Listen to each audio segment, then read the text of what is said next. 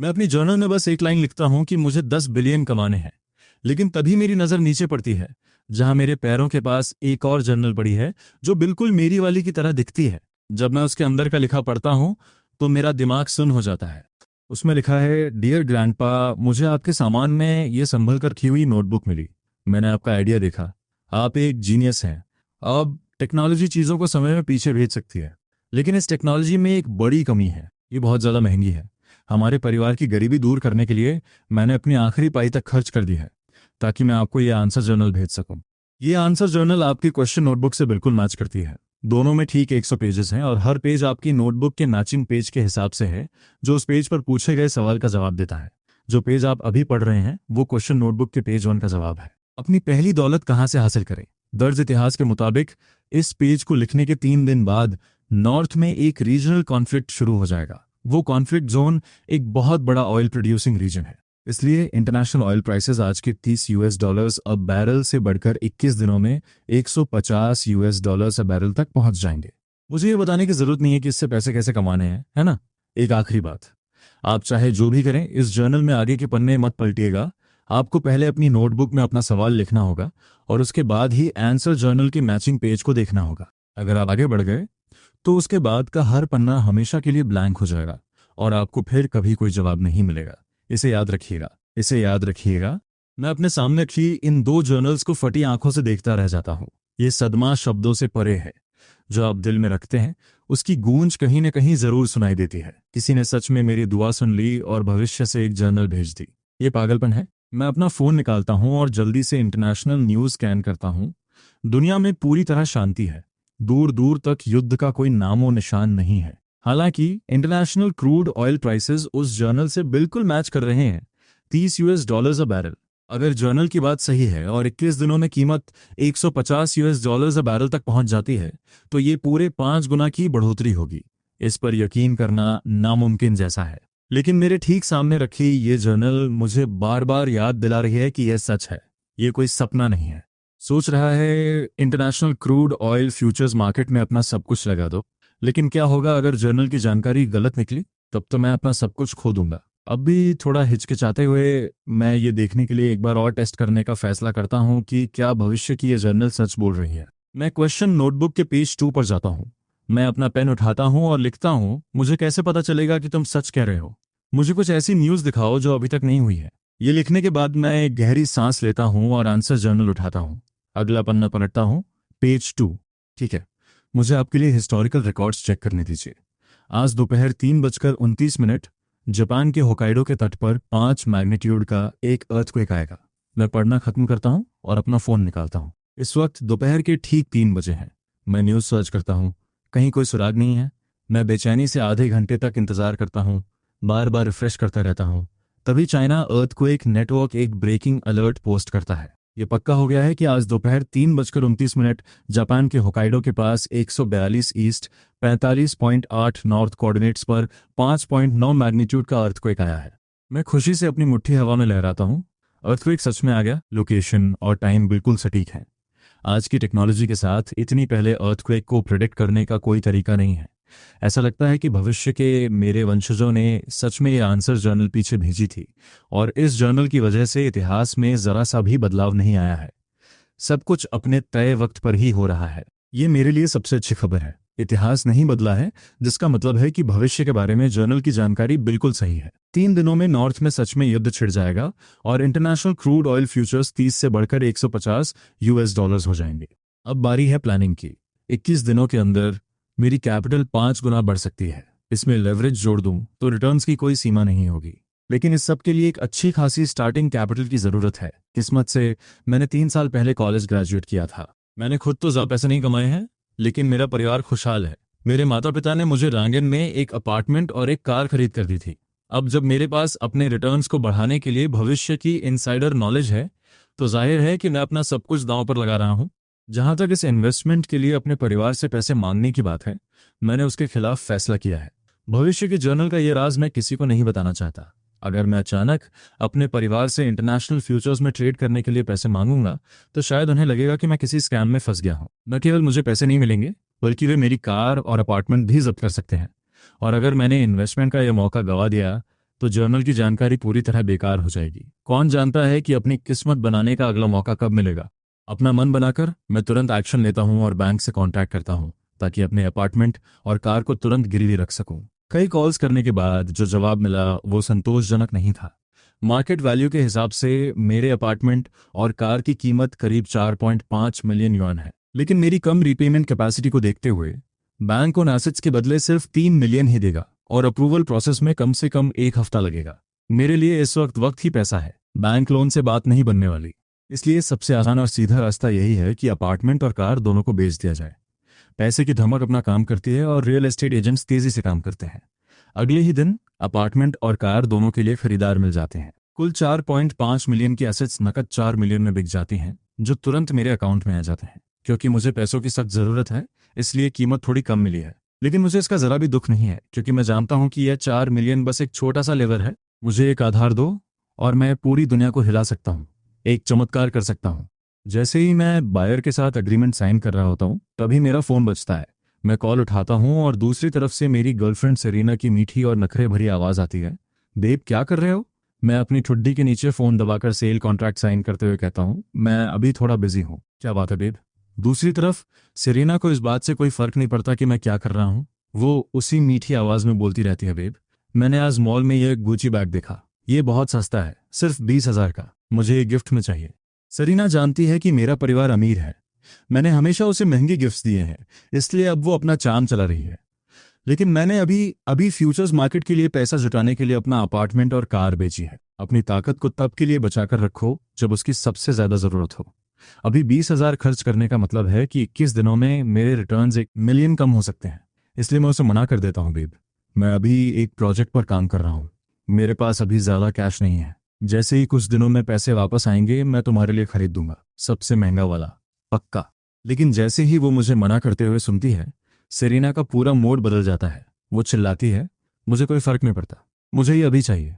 ताने के बॉयफ्रेंड ने उसे पहले ही एक दिला दिया है, अगर मेरे पास नहीं होगा तो वो मुझसे आगे निकल जाएगी। मैं एक ठंडी आ भरता हूँ और शांति से उसे समझाने की कोशिश करता हूँ, बेब प्लीज, मेरे पास अभी वाकई में कोई फालतू कैश नहीं है, जैसे ही मेरे फंड्स आएंगे मैं तुम्हारे लिए तुरंत इसे खरीद लूंगा, ठीक है? नहीं, तुम्हारे पास जाहिर तौर पे पैसे हैं और तुम बस मुझ पर खर्च नहीं करना चाहते। कंजूस, मुझे तुमसे अब और बात नहीं करनी। और बस ऐसे ही सेरेना गुस्से में फोन काट देती है, मुझे सफाई देने का मौका भी नहीं देती। मैं अजीब तरह से अपना सिर हिलाता हूँ, मुझे खुद भी थोड़ी चिड़चिड़ाहट महसूस हो रही है। एक गर्लफ्रेंड के तौर पर सेरेना सारी खूबियां पूरी करती है, गोरा रंग, खूबसूरत चेहरा और लंबे पैर। जब हम दोनों कॉलेज में थे तब उसके पीछे लड़कों की कोई कमी नहीं थी। आखिरकार मेरे लुक्स और मेरे परिवार की दौलत ने ही उसका दिल जीता था। हम दोनों पिछले 3-4 सालों से साथ हैं, लगभग शादी की बात तक पहुंच चुके हैं। लेकिन सेरेना में एक कमी है, वो बहुत ज्यादा दिखावा पसंद है, उसे मुकाबला करना पसंद है और वो हर तरह के लग्जरी ब्रांड की दीवानी है और हमेशा मुझसे महंगे गिफ्ट्स की उम्मीद करती है। अगर मेरा परिवार अमीर ना होता तो मैं कभी उसका साथ नहीं निभा पाता। सोचता है एक बार जब मैं ऑयल फ्यूचर्स की इस लहर पर सवार हो जाऊंगा तो वो जो भी बैग चाहेगी मैं उसे खरीद दूंगा।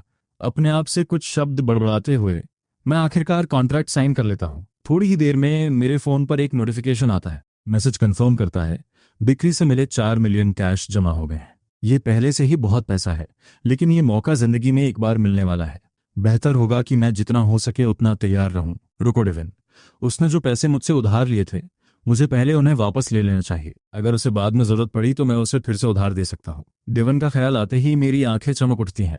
मैं अपना फोन निकालता हूँ और उसे वीडियो कॉल करता हूँ। डेवन मेरा बचपन का यार है, हम दोनों ने मिडिल स्कूल और हाई स्कूल साथ में किया था। लेकिन डेवन के ग्रेड्स काफी खराब थे और वो कभी कॉलेज नहीं जा पाया, इसलिए उसने जल्दी काम करना शुरू कर दिया। मेरी तुलना में डेवन के परिवार की हालत काफी खराब थी, इसलिए जब भी हम बाहर खाने या क्लब जाते थे तो बिल हमेशा मैं ही भरता था। कभी कभी जब डेवन के पास पैसों की तंगी होती तो मैं उसे अपने पैसे उधार दे देता था। हालांकि हर बार उधार ज्यादा नहीं होता था, बस 3 से 5 हजार, लेकिन सालों में यह सब मिलाकर 1 लाख से ऊपर हो गया था। वीडियो कॉल जल्दी कनेक्ट हो जाती है, स्क्रीन पर डेवन का चेहरा आता है। वो बड़े उत्साह से मेरा स्वागत करता है। रे, क्या हाल है? आज रात मुझे पिलाने ले जा रहे हो क्या? मैं मुस्कुराता हूँ और कहता हूँ, आज मेरा कुछ काम है, पीने का प्लान फिर कभी बनाएंगे। मैंने ये पूछने के लिए फोन किया है कि क्या तुम मेरे उधार लिए पैसे वापस कर सकते हो? डेवन एकदम से रुक जाता है, उसके चेहरे पर साफ चिड़चिड़ाहट दिखाई देती है, उसका अंदाज रूखा हो जाता है। वापस करूं? भला मैं क्यों करूं? ये बेबाक शब्द सुनकर मुझे अपनी आंखों पर यकीन नहीं होता। हंसी आ जाती है। आपने कर्ज लिया है तो उसे चुकाना होगा। दुनिया ऐसे ही चलती है। तुमने मेरे पैसे उधार लिए और मैं उन्हें वापस मांग रहा हूँ। इसमें गलत क्या है? उसका चेहरा देखकर कोई भी सोच सकता है कि मैं ही उसका कर्जदार हूँ। मैं चिढ़ा हुआ हूँ, लेकिन तमीज की वजह से मैं भड़कता नहीं हूँ और सालों की दोस्ती की वजह से बहस करना मुश्किल लगता है। इसलिए मैं सब्र से काम लेता हूँ। देखो भाई, मेरा एक प्रोजेक्ट चल रहा है और मुझे वाकई कैश की ज़रूरत है। मैंने अभी हमारी मैसेज हिस्ट्री चेक की। पिछले 1 साल में ही तुमने मुझसे 1 लाख से ज़्यादा उधार लिए हैं। चलो एक काम करो, ऊपर के पैसे छोड़ो, बस मुझे 1 लाख वापस कर दो। बात खत्म। ऊपर के पैसे जो मैं छोड़ रहा हूँ वो असल में कम नहीं है, करीब 10,000 हैं। मुझे लगता है कि मैं ज़रूरत से ज़्यादा दरियादिली दिखा रहा हूँ, लेकिन डेवन तुरंत पलटवार करता है। उसकी आवाज़ ठंडी है। यार, ये सही नहीं है। तुम्हारा परिवार अमीर है, कुछ काम आया तो उनसे मांगने के बजाय तुम मुझ जैसे गरीब आदमी को निचोड़ रहे हो। ये तो गलत बात है। सोचता है मैं गलत हूँ। गुस्से के मारे मुझे लगभग हंसी आ जाती है। इस बेतुकेपन ने मेरे गुस्से को और भी ठंडा और सख्त बना दिया है। मैं कहता हूँ मेरे परिवार का बिजनेस भी खराब दौर से गुजर रहा है। वे मेरी मदद नहीं कर सकते। देखो, पैसे जुटाने के लिए मैंने अपना अपार्टमेंट और अपनी कार भी बेच दी है। मैं अपना फ़ोन घुमाता हूँ और कैमरा पीछे के अपार्टमेंट की तरफ करता हूँ। वहाँ सफाई करने वाले और मूवर जोर शोर से काम कर रहे हैं। कोई भी बता सकता है कि यह जगह अब बिकने वाली है। ये देखकर डेवन की आवाज़ हैरानी में काफ़ी ऊंची हो जाती। तुमने सच में अपना अपार्टमेंट और कार भी बेच दी? तो फिर जब मैं लड़कियों से मिलने जाऊंगा तो क्या चलाऊंगा? जैसे उसे खुद एहसास हो गया हो कि यह कितना बेतुका लग रहा है। देवन रुकता है और उसके चेहरे पर एक मुश्किल से छिपी हुई खुशी झलकती है। रे, क्या तुम बर्बाद हो गए हो? मैं ना तो हाँ कहता हूँ और नहीं ना। बस स्क्रीन पर देवान को देखता हूँ और कहता हूँ तुम खुद देख सकते हो, मुझे पैसों की सख्त जरूरत है। क्या तुम वो 1 लाख अभी वापस कर सकते हो? लेकिन देवन पहले से भी ज्यादा सख्त हो जाता है। वो बेताबी से कहता है, रे, तुमने अपना अपार्टमेंट बेच दिया है। तुम साफ तौर पर कंगाल हो चुके हो। मेरा 1 लाख तुम्हारी मुसीबतों के आगे ऊंट के मुंह में जीरा है। इसे वापस करने और तुम्हारे हाथों इसे बर्बाद करने के बजाय क्यों ना मैं इसे अपने पास ही रख लूं। एक गरीब आदमी की मदद हो जाएगी।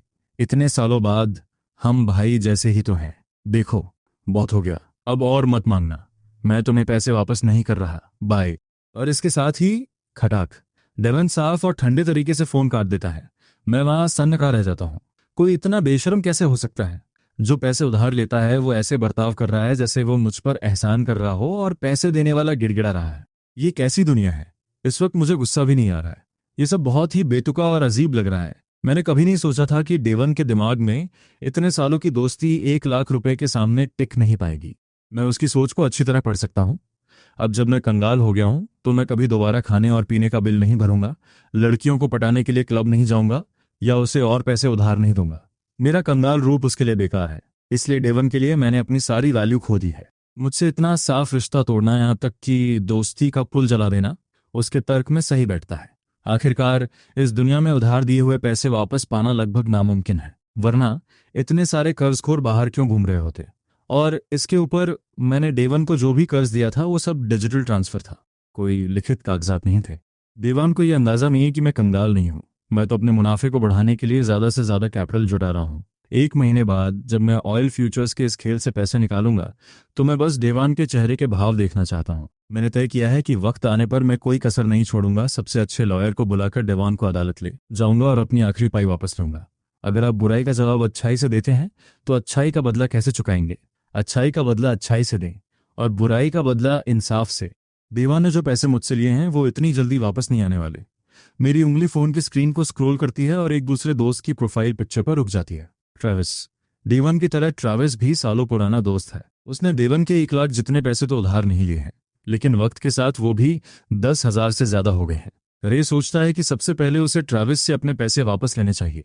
अभी ऑयल प्राइसेस पीक होने में पूरा 1 महीना बाकी है और रोजमर्रा के खर्चों के लिए उसके पास थोड़ा कैश होना जरूरी है। लेकिन उसे अंदाजा भी नहीं था कि ट्रेविस फोन उठाते ही उस पर हमला बोल देगा। ट्रेविस कहता है, रे, मैंने सुना है तुम बैंकरप्ट हो गए हो। रे अंदर ही अंदर चिल्ला रहा है, ये बैंकरप्सी वाली बात और कुछ नहीं, बस डेवन का एक अंदाजा था। अभी कुछ ही मिनट हुए थे लेकिन ट्रेविस को सब पता चल चुका है। जाहिर है डेवन पूरी मेहनत कर रहा है और हर उस इंसान तक ये खबर पहुंचा रहा है जिसे वो जानता है। अच्छी खबर घर पर रहती है लेकिन बुरी खबर आग की तरह फैलती है। रे एक ठंडी आग भरता है और कहता है, डेवन ने तुम्हें यही बताया ना? ये सच नहीं है, उन फालतू बातों को छोड़ो। मैंने तुम्हें इसलिए फ़ोन किया है क्योंकि मुझे पूछना था कि क्या तुम वो $10,000 वापस कर सकते हो जो तुमने मुझसे उधार लिए थे। मुझे उनकी सख्त ज़रूरत है। दूसरी तरफ से ट्रैविस ऐसे लहजे में जवाब देता है जैसे उसे सब पहले से पता हो रही। मैंने तो इस महीने अपने क्रेडिट कार्ड का बिल भी नहीं भरा है। असल में मैं खुद तुम्हें मदद के लिए फोन करने वाला था। कमाल है ना। रे का दिल बैठ जाता है। उसे पता है कि ट्रैविस ने मान लिया है कि रे अब कंगाल हो चुका है और अब वो उन $10,000 को कभी वापस नहीं करेगा। बिना एक भी शब्द और कहे रे फोन काट देता है। दुनिया बेरहम हो चुकी है और वफादारी मर चुकी है। राज चुपचाप गुस्से जल रहा है। वो सोचता है कि अगर उसने फिर कभी किसी को पैसा उधार दिया तो वो दुनिया का सबसे बड़ा बेवकूफ होगा। वो खुद से कहता है बस इंतजार करो, अभी मेरे पास तुम लोगों से निपटने की ताकत नहीं है। एक बार मेरा ऑयल फ्यूचर्स का दांव पूरा हो जाए फिर तुम मेरा एक एक पैसा ब्याज समेत वापस करोगे। ये जानते हुए कि किसी और को फोन करना बेकार होगा, वो और कैपिटल जुटाने का इरादा छोड़ देता है। इसकी जगह जो पैसा उसके हाथ में है उसी से वो ऑयल फ्यूचर्स में ट्रेडिंग शुरू कर देता है। वो ओवरसीज ट्रेडिंग ऐप खोलता है और क्रूड ऑयल फ्यूचर्स के इंटरफेस में एंटर करता है। चूंकि अभी जंग शुरू नहीं हुई है, दुनिया पूरी तरह शांत है। क्रूड ऑयल प्राइसेस $30 अ बैरल के आसपास एकदम स्थिर है। ये डॉलर से जुड़ी एक बेंचमार्क कमोडिटी है, इसलिए जब तक बाजार में कोई बड़ी हलचल ना हो क्रूड की कीमतें टस से मस नहीं होती। रे एक गहरी सांस लेता है और ऑल इन कर देता है। वो अपने पूरे 4 मिलियन क्रूड ऑयल फ्यूचर्स में लगा देता है। ट्रेडिंग ऐप काफी एडवांस और तेज है, जो उसके फंड्स को करंट एक्सचेंज रेट पर कन्वर्ट करके फ्यूचर्स प्लेटफॉर्म में जमा कर देता है। और एक पक्की इंफॉर्मेशन सोर्स के दम पर वो अपनी लेवरेज को बढ़ाकर एक्सट्रीम लेवल यानी 50 टाइम्स तक ले जाता है। ये तलवार की धार पर चलने जैसा दांव है। उसके अकाउंट में जरा सी भी गिरावट आई तो फोर्स लिक्विडेशन की वजह से सब खत्म हो जाएगा। लेकिन एक बार जंग छिड़ गई तो क्रूड ऑयल प्राइसेस रॉकेट की तरह ऊपर जाएंगे। रे जैसी पक्की इनसाइडर इंफॉर्मेशन होने पर ही कोई इतनी ज्यादा लेवरेज इस्तेमाल करने की हिम्मत कर सकता है, वरना यह बर्बादी की पूरी गारंटी है। 50 टाइम्स लेवरेज के बाद भी क्रूड ऑयल जैसी विशाल कमोडिटी के मुकाबले उसकी कैपिटल बहुत छोटी है। फ्यूचर्स मार्केट में दाखिल होने के बाद वहां एक लहर तक नहीं उठती। कीमतें पहले की तरह शांत हैं। अब उसे बस इंतजार करना है। इंतजार कल जंग शुरू होने का और 21 दिनों में क्रूड ऑयल के $150 अ बैरल तक पहुंचने का। इसका मतलब है उसका टोटल प्रिंसिपल मल्टीप्लाई बाय 5 और फिर 50 लेवरेज। एक महीने में उसके 4 मिलियन बढ़कर 1 बिलियन बन जाएंगे। चाहे उसने हजारों बार हिसाब लगाया हो, फिर भी ये नंबर उसका सिर घुमा देता है। अब सब कुछ अपनी जगह है, बस एक चिंगारी की कमी है। आज से 21 दिन बाद फसल काटने का वक्त होगा। उत्तेजना से धड़कते दिल के साथ वो कपड़ों समेत बिस्तर पर लेट जाता है और आंखें बंद करके चुपचाप जंग शुरू होने का इंतजार करने लगता है। अगले दिन सुबह के 4 बजे एक ब्रेकिंग इंटरनेशनल न्यूज अलर्ट दुनिया भर की स्क्रीन पर छा जाता है। महज 1 घंटे में इंटरनेशनल क्रूड ऑयल फ्यूचर्स $30 अ बैरल से उछलकर $39 पर पहुंच जाते हैं। देखते ही देखते 30% का उछाल। और रे के 4 मिलियन 50 टाइम्स लेवरेज के साथ इस पहली छोटी सी लहर पर सवार होकर उसे पूरे 60 मिलियन का मुनाफा दिला चुके हैं। उन नंबर्स को देखते हुए उसकी सांसें तेज हो जाती हैं। ये असली पैसा है, इतनी दौलत जो ज्यादातर लोग अपनी पूरी जिंदगी में नहीं कमा पाते, और उसने इसे सिर्फ 1 घंटे में बना लिया। रातों रात अमीर होना भी इस वक्त जो हो रहा है उसे बयां नहीं कर सकता। अगर वो इसी पल अपने फ्यूचर्स बेच दे तो 60 मिलियन के मुनाफे के साथ बाहर निकल सकता है। लेकिन वो इतना बेवकूफ नहीं है। जर्नल ने उसे पहले ही बता दिया था कि ये तेजी तो बस पागलपन की शुरुआत है। यह सिलसिला तब तक चलेगा जब तक 21 दिन बाद क्रूड ऑयल अपने एब्सोल्यूट पीक पर नहीं पहुंच जाता। असली कैश आउट तो वो तभी करेगा। अभी उसे ऐसा लग रहा है जैसे वो एक बहुत बड़ी लहर पर सवार है जो अभी और बड़ी हो रही है। जब तक वो सही पोजीशन में रहेगा ये लहर उसे उन ऊंचाइयों तक ले जाएगी जहां तक कोई और नहीं पहुंच सकता। जैसे जैसे जंग की आग तेज हो रही है, क्रूड और फ्यूचर्स ऊपर चढ़ते जा रहे हैं। जब तक इस रीजनल कॉन्फ्लिक्ट के रुकने के आसार नहीं दिखते, ये तेजी जारी रहेगी। $39.6, $40.2, $40.7। बढ़ने की रफ्तार थोड़ी धीमी जरूर हुई है, लेकिन कर्व एकदम मजबूत है और सीधा ऊपर की तरफ इशारा कर रहा है। उसके फ्यूचर्स होल्डिंग्स की वैल्यू लगातार बढ़ रही है और वो दौलत जो वो निकाल सकता है हर मिनट के साथ बड़ी होती जा रही है। नहीं, उसे रुकना होगा। वो इतना ज्यादा वायर्ड नहीं रह सकता। अगर पैसा आने से पहले ही उसका शरीर जवाब दे गया तो इस सब का कोई मतलब नहीं रहेगा। वो खुद को मजबूर करके फ्यूचर्स ट्रेडिंग स्क्रीन बंद करता है, एक गहरी सांस लेता है और अपने धड़कते दिल को धीरे धीरे काबू में लाता है। ये तेजी 21 दिनों तक चलने वाली है। वो हर सेकंड इसे नहीं देख सकता। अब जबकि पहली उछाल ने उसके अकाउंट को फोर्स लिक्विडेशन के खतरे से कोसों दूर पहुंचा दिया है, वो जर्नल पर बिना किसी शक के भरोसा करने का फैसला करता है। अब वो टिकर को रियल टाइम में देखना बंद कर देगा और बस समय समय पर चेक करेगा ताकि उसे अंदाजा रहे। घबराहट और एक्साइटमेंट के बीच वक्त तेजी से गुजर जाता है। देखते ही देखते दिन का ज्यादातर हिस्सा बीत जाता है और दोपहर हो जाती है। अब अपना अपार्टमेंट नए मालिक को सौंपने का वक्त है। उसका सामान पहले ही पैक हो चुका था। वो एक बड़ा सूटकेस लेकर अपनी गर्लफ्रेंड सिरीना के घर पहुंचता है। अपने माता पिता के घर जाना मुमकिन नहीं है। आखिर अपना अपार्टमेंट और गाड़ी बेचने की बात उसने उन्हें नहीं बताई है। ये सुनकर वो बस परेशान होंगे और मुश्किलें ही बढ़ेंगी। फ्यूचर से आए उस जर्नल के बारे में भी वो किसी को नहीं बता सकता। इसलिए प्लान ये है कि कुछ दिन सेरेना के घर रुका जाए और 21 दिन बाद जब रिटर्न्स मिल जाएं तो उनके भविष्य के घर के तौर पर एक शानदार स्टैंड अलोन विला खरीदा जाए। वो दरवाजा खटखटाता है। जब सेरेना उसे एक बड़े सूटकेस के साथ खड़े देखती है तो वो जरा भी हैरान नहीं होती। उसके चेहरे पर मुझे तो पहले से पता था वाले भाव है। उसे दरवाजा रुके खड़े देख, जहां उसका अंदर आने देने का कोई इरादा नहीं लग रहा, रे को ही पहले बोलना पता है, बेब मुझे कुछ दिन यहाँ रुकने दो, मैं 1 महीने में चला जाऊंगा। लेकिन सेरेना के तेवर ठंडे पड़ जाते हैं। वो अपनी जगह से टस से मस नहीं होती। वो कहती है, कुछ दिन रुकना है? तुम्हारे अपने अपार्टमेंट का क्या हुआ? तुम वहां क्यों नहीं रह रहे? रे मुझसे सच कहो, क्या तुम बैंकरप्ट हो चुके हो? रे इस बेतुकी बात पर लगभग हक्का बक्का रह जाता है। वो सोचता है, बैंकरप्ट? क्या मजाक है? मैंने फ्यूचर स्टेट के लिए गाड़ी बेची है। सबको ऐसा क्यों लग रहा है कि मैं कंगाल हो गया हूँ? पक्का वो कमीना डेवन ही होगा।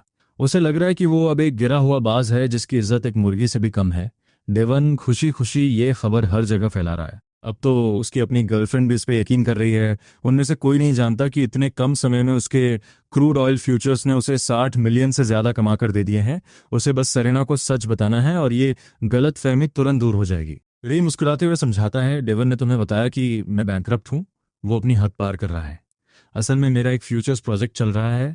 इससे पहले कि वो बात पूरी कर पाता, सेरेना उसे बीच में ही काट देती है। मुझसे झूठ बोलना बंद करो। डेवन ने मुझे सब बता दिया है। तुम कंगाल हो चुके हो। तुमने हमारा अपार्टमेंट और हमारी गाड़ी तक बेच दी। तभी जब मैंने $20,000 का बैग मांगा तो तुमने मना कर दिया था। इतनी बड़ी बात, तुम बैंकरप्ट हो गए और तुमने मुझे बताया तक नहीं। क्या तुम मुझे धोखे से शादी करके अपने कर्ज उतरवाना चाहते थे? भूल जाओ। सेरेना की बातें रे की दुनिया हिला देती हैं। वो सोचता है, 1 मिनट, ये हमारा अपार्टमेंट कब से हो गया? मेरे माता पिता ने वो मेरे लिए खरीदा था। हमारी तो अभी शादी भी नहीं हुई है। और उसका यह सोचना कि रे उसे कर्ज उतारने के लिए इस्तेमाल करेगा और भी घटिया था। वो लड़की जो महीने में लग्जरी चीजों पर 1 लाख उड़ा देती है, अगर रे बैंकरप्ट ना भी होता तो वो उसे कंगाल कर देती।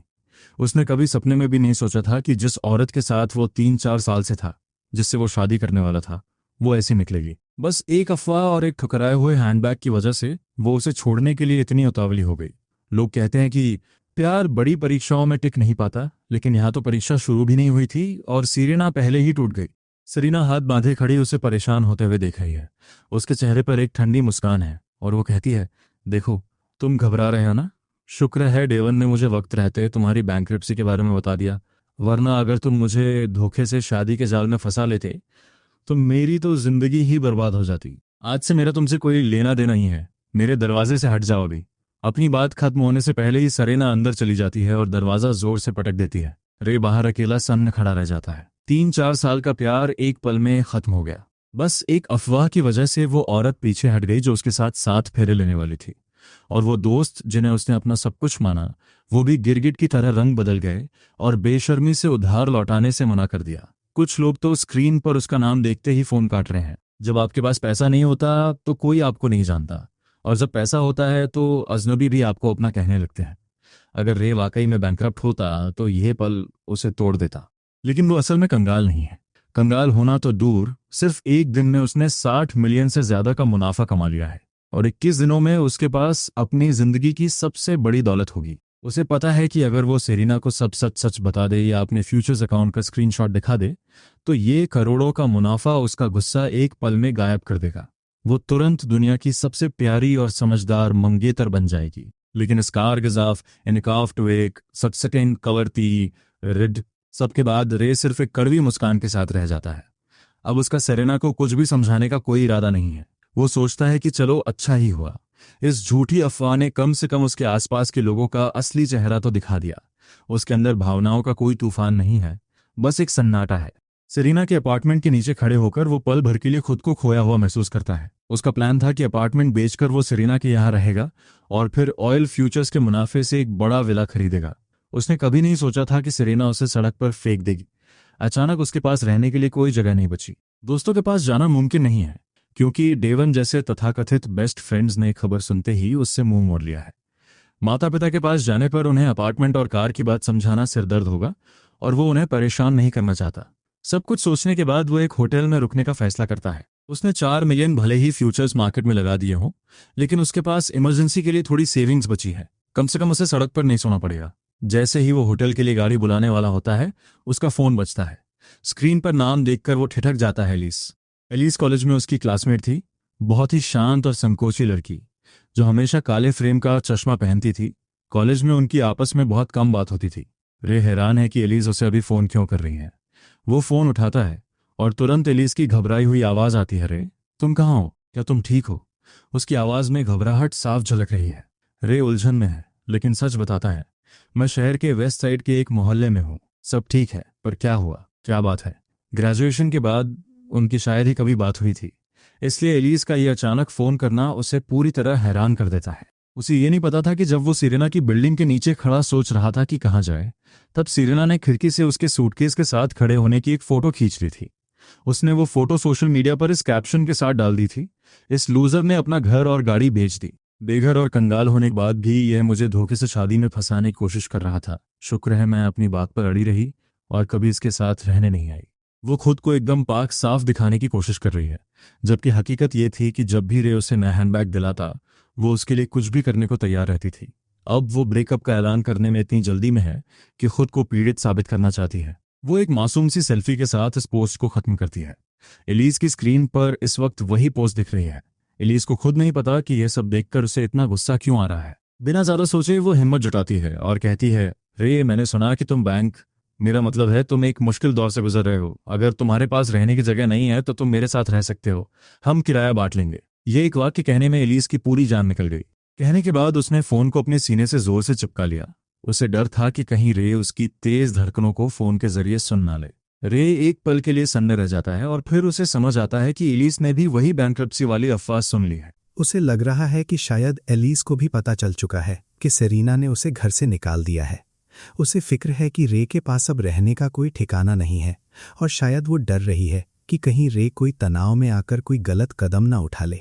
इसीलिए उसने खुद फोन करके उसे अपने यहाँ रहने का ऑफर दिया है। किसने सोचा था कि वो चश्मेश और साधारण सी दिखने वाली एलिस उसकी इतनी परवाह करती होगी, वो भी इतनी ज्यादा। रे के चेहरे पर एक हल्की मुस्कान आ जाती है। असल में वो बैंकरप्ट नहीं हुआ है और ना ही वो कोई बेवकूफ़ी भरा काम करने वाला है, लेकिन एलिस की इस बिना मांगी ममता और गर्माहट ने उसके दिल को छू लिया है। रे अपना मन बना लेता है और कहता है, ठीक है एलिस, सच तो ये है कि अभी मेरे पास जाने के लिए वाकई कोई जगह नहीं है। क्या मैं कुछ दिनों के लिए तुम्हारे यहाँ रुक सकता हूँ? उसका सीधा और साफ जवाब सुनकर एलिस के मुंह से हल्की सी आवाज निकलती है, जिसमें हैरानी और खुशी दोनों मिली हुई है। वो तुरंत बोलती है, मैं किरण टावर बिल्डिंग सी यूनिट 3101 में हूँ। मैं तुम्हें बाकी डिटेल्स टेक्स्ट कर दूंगी। जब तुम कॉम्प्लेक्स पहुंच जाओ तो बस मुझे कॉल कर देना, मैं तुम्हें लेने नीचे आ जाऊंगी। रे मुस्कुराते हुए फोन काट देता है और हैरानी से अपना सिर झटकता है। किसने सोचा था? जिन भाइयों पर उसने आंख मूंद कर भरोसा किया और जिस औरत से उसने शिद्दत से प्यार किया, सब के सब मतलबी निकले। और दूसरी तरफ वो दोस्त है जिससे उसने ढंग से राब्ता तक नहीं रखा, वही आज मुश्किल वक्त में साथ खड़ी है। फिर भी वो खुद को चुपके से समझाता है कि अकेले रहने वाले लड़के को अपनी हिफाजत खुद करनी चाहिए। वो एक कैब बुलाता है और सीधा कीरन टावर के लिए निकल पड़ता है। कीरन टावर असल में रैंग चैंग के बिल्कुल बीचों बीच स्थित है। यहाँ की स्कूलिंग से लेकर आसपास का नज़ारा सब कुछ टॉप टियर है और जाहिर है यहाँ की रियल एस्टेट कीमतें भी आसमान छूती हैं। ये उस अपार्टमेंट से कहीं ज्यादा महंगा है जिसे उसने अभी अभी बेचा है। उसे बिल्कुल अंदाजा नहीं था कि सीधी साधी दिखने वाली एलिस इतने आलीशान कॉम्प्लेक्स में रहती होगी। टैक्सी जैसे ही एंट्रेंस पर पहुंचती है, उसे गेट पर रोक लिया जाता है। ऊनी ओवरकोट और सफेद दस्ताने पहने एक सिक्योरिटी गार्ड करीब आता है, सल्यूट करता है और तमीज से पूछता है, गुड आफ्टरनून सर, आप यहाँ के रेजिडेंट नहीं लग रहे। मैं आपकी क्या मदद कर सकता हूँ? रे जवाब देता है, मैं यहाँ एक दोस्त से मिलने आया हूँ और कुछ दिन यहीं रुकूंगा। वो बिल्डिंग सी यूनिट 3101 में रहती हैं। उनका नाम लिन है। गार्ड अपना सिर हिलाता है और गार्ड हाउस से कंफर्मेशन कॉल करने के बाद फोन पर कहता है, मिस एलिस, आपको खुद नीचे आने की जरूरत नहीं है। हमारी प्रॉपर्टी टीम आपके दोस्त को पूरी हिफाजत के साथ आपके दरवाजे तक छोड़ देगी, आप फिक्र न करें। इसके बाद वो गार्ड रे का भारी सूटकेस उठाता है, उसे एक 6 व्हील्ड शटल कार्ट पर लादता है और कहता है, सर प्लीज बैठिए, मैं आपको सीधा मिस एलिस के घर तक ले चलता हूं। रे सिर हिलाकर कार्ट पर बैठ जाता है और कॉम्प्लेक्स की गहराइयों की ओर बढ़ता है। वो यहाँ की सर्विस देखकर काफी प्रभावित होता है। यहाँ की प्रॉपर्टी सर्विस किसी एयरपोर्ट के वेरी इंपॉर्टेंट पर्सन लाउंज को टक्कर दे रही है। सिर्फ बेहद एक्सक्लूसिव रेजिडेंसेज में ही ऐसी सुविधा मिलती है और एलिस यहाँ रहती है। चाहे उसने ये घर खरीदा हो या किराए पर लिया हो, ये किसी आम इंसान के बस की बात नहीं है। एलिस के बारे में उसकी उत्सुकता और बढ़ जाती है। थोड़ी ही देर में स्टाफ की निगरानी में रे एलिस के दरवाजे पर दस्तक देता है। 2 बार नॉक करते ही दरवाजा खुल जाता है। साफ है कि एलिस दरवाजे के ठीक पीछे उसका इंतजार कर रही थी। वो चहक कर कहती है, रे तुम आ गए। दरवाजे के पीछे से झांकते उस छोटे से चेहरे को देख रे सन्न रह जाता है। क्या ये वाकई वही एलिस है, वो मोटी फ्रेम वाले चश्मे वाली दुबली पतली लड़की? उसके सामने जो औरत खड़ी है उसका चेहरा किसी तराशे हुए कीमती पत्थर जैसा है। खाल एकदम मखमली और उस पर गुलाबी निखार है। उसके नैन नक्श बेहद तीखे हैं और नाक की बनावट एकदम परफेक्ट है। उसके पूरे वजूद से एक पुरानी क्लासिक खूबसूरती और शालीनता झलक रही है। उसकी नाक पर टिका वो रिमलेस चश्मा उसे एक प्यारी सी गुड गर्ल वाला चार्म दे रहा है। सोचता है, क्या मैं सही अपार्टमेंट में आया हूं? अपनी तरफ रे की फटी आंखें देख एलिस के गाल तुरंत शर्म से लाल हो जाते हैं। वो धीमी आवाज में कहती है, अंदर आओ। रे हकीकत में वापस लौटता है, अंदर कदम रखता है और चारों तरफ देखता है। ये एक लॉफ्ट स्टाइल 2 बेडरूम घर है जिसकी छतें काफी ऊंची हैं। ऊपर से एक शानदार क्रिस्टल शैंडलियर लटक रहा है और पूरे घर का वेस्टर्न स्टाइल डेकोर विलासिता की गवाही दे रहा है। लिविंग रूम के पार एक बड़ी सी फ्लोर टू सीलिंग विंडो से शहर के फाइनेंशियल डिस्ट्रिक्ट का नजारा दिखता है, जो वाकई में होश उड़ा देने वाला है। दोनों तरफ 2 बेडरूम्स हैं जिनमें से हल्की गुलाबी झलक दिख रही है, पूरी तरह से गर्ली वाइब्स। अगर इसे 2 शब्दों में बयां करना हो तो वो है बेहद महंगा। रे हैरान रह जाता है, कौन ऐसा मकान मालिक होगा जो इतने खूबसूरत फर्नीचर वाले घर को किराए पर देगा? वो पीछे खड़ी एलिस की तरफ मुड़ता है और पूछता है, एलिस, क्या तुमने ये जगह किराए पर ली है? एलिस उसके सवाल का जवाब नहीं देती। इसके बजाय वो कहती है, किराए की फिक्र मत करो, बस इसे अपना ही घर समझो। वैसे क्या तुमने अभी तक कुछ खाया है? तुम्हारा क्या खाने का मन है? मैं तुम्हारे लिए खाना बनाती हूँ। चूंकि एलिस कुछ बताना नहीं चाहती, इसलिए रे भी बात को वहीं छोड़ देता है। आखिर वो यहाँ बस कुछ दिनों का मेहमान है। वो जवाब देता है, तुमने भी तो अब तक कुछ नहीं खाया होगा, है ना? मैं पहले ही तुम्हारे घर में बिन बुलाए मेहमान बनकर आ गया हूँ। अब तुमसे खाना भी बनवाऊं? ये तो बहुत ज्यादा हो जाएगा। आज खाना मैं बनाता हूँ। एलिस हैरान रह जाती है और पूछती है, तुम्हें खाना बनाना आता है? सच में? रे अपने हाथ धोते हुए गर्व से मुस्कुराता है और कहता है, सच में का क्या मतलब? बेशक मुझे आता है। आज मैं तुम्हें अपना सीक्रेट वेपन दिखाता हूँ। दुनिया के सबसे मशहूर स्क्रैम्बल्ड एग्स विद टोमेटोज रसोई में रे जी तोड़ मेहनत कर रहा है। 6 फीट लंबे रे के सीने पर बंधा वो काला एप्रन मजाकिया तौर पर काफी छोटा लग रहा है। उसके लंबे हाथ काउंटर पर तेजी से चल रहे हैं। उसकी मजबूत मांसपेशियों की हरकत और चौड़े कंधे उसकी ताकत को साफ बयां कर रहे हैं। एलिस अपने दोनों हाथों पर ठोड़ी टिकाए उसे देख रही है। उसकी आंखों में एक सपना सा तैर रहा है और वो धीरे से बुदबुदाती है, अभी भी कितने हैंडसम हो। तुमने कुछ कहा? नहीं, कुछ भी तो नहीं, बस तुम खाना बनाने पर ध्यान दो, जरा संभल के। जब रे वापस चूल्हे की तरफ मुड़ता है, तब जाकर एलिस चैन की सांस लेती है। कॉलेज के दिनों में रे बास्केटबॉल टीम का स्टार प्लेयर हुआ करता था। कोर्ट पर उसकी फुर्ती, उसका एथलेटिक शरीर, हैंडसम चेहरा और पढ़ाई में अव्वल होना, इन सब वजहों से वो हमेशा सबका ध्यान अपनी ओर खींच लेता था। दूसरी तरफ एलिस थी, जो अपने लंबे बालों और भारी चश्मे के पीछे छिपी रहती थी। वो भीड़ में कहीं खो जाती थी। हालांकि वो दिल ही दिल में रे को चाहती थी, लेकिन उसमें कभी इजहार करने की हिम्मत नहीं हुई। जब रे और सेरीना ने अपने रिश्ते का ऐलान किया तो एलिस का दिल बुरी तरह टूटा था, लेकिन फिर भी वो मन ही मन रे के लिए दुआ मांगती रही। आज जब एलिस ने सेरीना की सोशल मीडिया पोस्ट देखी तो उसे गुस्से और दुख का मिला जुला एहसास हुआ। वो सोचती है, जिस लड़के के मैंने सपने देखे उसे तुमने बाहर फेंक दिया। मेरा सपनों का राजकुमार फिर से सिंगल है। सालों से बटोरी हुई पूरी हिम्मत जुटाकर एलिस ने रे का नंबर मिलाया था और फिर किस्मत ने ऐसा खेल खेला कि वो दोनों आज एक ही छत के नीचे आ गए। रे के हाथों के बने स्क्रैम्बल्ड एग्स विद टमेटोज का हर निवाला उसे अमृत जैसा लग रहा था। रे को खाना खाते देख एलिस कुछ कहना चाहती है लेकिन हिचकिचा रही है। उसके दिमाग में ये बात बैठी है कि रे ने अपनी गाड़ी और घर बेच दिया है और वो पूरी तरह बर्बाद हो चुका है। उसे लगता है कि रे अपनी जिंदगी के सबसे बुरे दौर में है। वो उसे दिलासा देना चाहती है, बताना चाहती है कि पैसा खो जाना दुनिया का अंत नहीं है, लेकिन उसे डर है कि कहीं रे की सेल्फ रिस्पेक्ट को चोट ना पहुंच जाए। रे उस उलझन में फंसी एलिस को देखकर मुस्कुराता है और कहता है, तुम्हारे दिमाग में क्या चल रहा है? कुछ कहना चाहती हो? क्या तुम मुझे ये समझाना चाह रही हो कि बैंकरप्ट होना उतनी भी बुरी बात नहीं है? चूंकि रे ने खुद ही बात छेड़ दी थी तो एलिस सिर हिलाकर कहती है, हाँ, मैंने देखा इंटरनेट पर लोग तुम्हारे बारे में क्या क्या लिख रहे हैं। कह रहे हैं कि जिंदगी का कोई भरोसा नहीं, तुम्हारी गर्लफ्रेंड तक ने तुम्हें छोड़ दिया। लेकिन मैं चाहती हूं कि तुम जानो कि पैसा ना होना मुश्किल जरूर है, पर यह आखिरी रास्ता नहीं है। जब तक तुम हार नहीं मानते, जब तक तुम में लड़ने का जज्बा है, तुम फिर से खड़े हो जाओगे। एलिस आगे बढ़कर पूरी संजीदगी से कहती है, अगर तुम फिर से शुरुआत करना चाहते हो तो मैं तुम्हारे लिए कुछ सीड मनी का इंतजाम करने की कोशिश कर सकती हूं।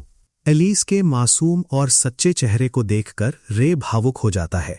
बाकी दुनिया की नजरों में वो एक हारा हुआ इंसान है जिसने अपना सब कुछ गंवा दिया है। एलिस को भी नहीं पता कि उसकी बैंकरप्सी महज एक दिखावा है। फिर भी वो उसे अपने घर में पनाह दे रही है, उसका हौसला बढ़ा रही है और यहां तक कि अपनी जमा पूंजी तक देने को तैयार है। कहाँ वो सरीना जो उसे छोड़ने के लिए तड़प रही थी, और कहाँ ये एलिस जो उसके लिए ढाल बनकर खड़ी है। तुम्हें सच में मुझ पर इतना भरोसा है? एलिस मजबूती से सिर हिलाती है। बेशक, मेरी नजरों में तुम हमेशा हमारी क्लास में, बल्कि पूरे स्कूल में सबसे बेहतरीन थे। मुझे नहीं पता इस बार क्या गलत हुआ, लेकिन मुझे यकीन है कि ये नाकामी बस एक इत्तेफाक है। इससे सीखो, दोबारा शुरू करो और तुम जीत जाओगे। मुझे पता है तुम कर लोगे। इस तरह की परवाह रे के दिल पर गहरा असर करती है। उसे बहुत अच्छा महसूस हो रहा है, लेकिन ये सब एक गलत फहमी है। वो फैसला करता है कि एलिस को सच बता दे। वो कहता है, असल में एलिस, मैं बैंकरप्ट नहीं हुआ हूं। मैंने अपना अपार्टमेंट और गाड़ी सिर्फ इसलिए बेचे ताकि मैं फ्यूचर्स ट्रेड के लिए कैपिटल जमा कर सकूं। एलिस एकदम चौंक जाती है। तुम बैंकरप्ट नहीं हो? फ्यूचर्स? तुम्हारा मतलब है तुमने सिर्फ पैसा इकट्ठा करने के लिए सब कुछ बेच दिया? किस तरह के फ्यूचर्स? रे मुस्कुराकर जवाब देता है, इंटरनेशनल क्रूड ऑयल फ्यूचर्स। बस उत्तर में चल रही जंग का फायदा उठाकर मोटा मुनाफा कमाने की कोशिश कर रहा हूं। एलिस को उसकी बात पर एक पल के लिए भी शक नहीं होता। वो चैन की सांस लेती है और खुशी खुशी कहती है, अब जाकर कुछ समझ आया। मुझे पता था कि तुम्हारे जैसा तेज दिमाग इंसान कभी बर्बाद नहीं हो सकता। वो लोग कितने बेवकूफ हैं जो बिना सच जाने सोशल मीडिया पर कुछ भी फैला रहे हैं। उन्होंने तुम्हारी रेप्यूटेशन को कितना नुकसान पहुंचाया है। तभी एलिस को वो अपना भाषण याद आता है जो उसने रे को बैंकरप्सी पर दिया था, और शर्म के मारे उसके गाल फिर से लाल हो जाते हैं। किस्मत से रे उसे उस शर्मिंदगी से बाहर निकाल लेता है। वो कहता है, भले ही मैं बैंकरप्ट नहीं हूं, लेकिन मैंने अपना घर तो बेच ही दिया है। मेरे पास वाकई रहने की कोई जगह नहीं है। तुम मुझे निकाल तो नहीं दोगी ना? एलिस पागलों की तरह अपना सिर नामे हिलाती है। उसकी चोटी किसी पपी की पूंछ की तरह पीछे हिल रही है। वो कहती है, बिल्कुल नहीं, तुम जब तक चाहो यहां रह सकते हो। जैसे ही ये शब्द उसके मुंह से निकलते हैं, उसे एहसास होता है कि इसका मतलब क्या निकाला जा सकता है। वो जल्दी से बात जोड़ती है, गलत मत समझना मुझे, बस लगता है कि तुम खाना बहुत अच्छा बनाते हो और मुझे तो खाना बनाना बिल्कुल नहीं आता। हमारी जोड़ी अच्छी रहेगी। रात के खाने के बाद सामान अनपैक करते हुए रे को एहसास होता है कि वो अपनी टॉयलेटरीज लाना भूल गया है। उसने सब फेंक दिया था क्योंकि सरीना के घर पर पूरा सेट पहले से मौजूद था। उसे अंदाजा नहीं था कि उसे घर से निकाल दिया जाएगा और वो अपनी पुरानी क्लासमेट के साथ घर शेयर करेगा। अब उसे नया सामान खरीदना होगा। जैसे ही वो बाहर जाने लगता है, एलिस कहती है, रे, मुझे जाने दो, तुम अभी इस कॉम्प्लेक्स से वाकिफ नहीं हो। क्या होगा अगर तुम वापस आते समय रास्ता भटक गए? तुम घर पर आराम करो। इससे पहले कि रे कुछ कह पाता, एलिस दरवाजे से बाहर जा चुकी होती है। रे उसे जाने देता है और अपना फोन निकालकर क्रूड ऑयल फ्यूचर्स चेक करता है। कुछ ही घंटों में कीमतें फिर से बढ़ गई हैं। अब $46 तक पहुंच गई हैं। उसका पोर्टफोलियो सुबह के 60 मिलियन से बढ़कर अब 306 मिलियन हो चुका है। कमाई की ये रफ्तार वाकई डरावनी है। सरकारों और बड़ी ग्लोबल कंपनियों को छोड़कर शायद ही दुनिया में कोई इतनी तेजी से पैसा बना रहा होगा। उन अंकों को देखकर खुद रे को यकीन नहीं हो रहा कि ये सच है। भविष्य से आई उस एक जर्नल की मदद से उसने इतना कमा लिया है। ये उसके इरादे को और पक्का कर देता है कि उसे उन दोनों जर्नल्स की हर कीमत पर हिफाजत करनी होगी। एक भी चूक नहीं होनी चाहिए। तभी उसके फोन पर एक वीडियो कॉल आती है। थोड़ी झिझक के बाद वो फोन उठाता है। स्क्रीन पर एक गंभीर चेहरे वाला अधेड़ उम्र का सख्त आदमी दिखाई देता है। बचपन से ही उसके पिता मार्कस काफी अनुशासन प्रिय रहे हैं। उन्होंने कभी उसे लाड़ प्यार वाले नाम से नहीं बुलाया, हमेशा उसका पूरा नाम लिया। लेकिन इस वक्त मार्कस के चेहरे पर भले ही सख्ती है, पर उनकी आंखों में फिक्र साफ झलक रही है। वो कहते हैं, मैंने सुना तुमने अपना घर और गाड़ी बेच दी है।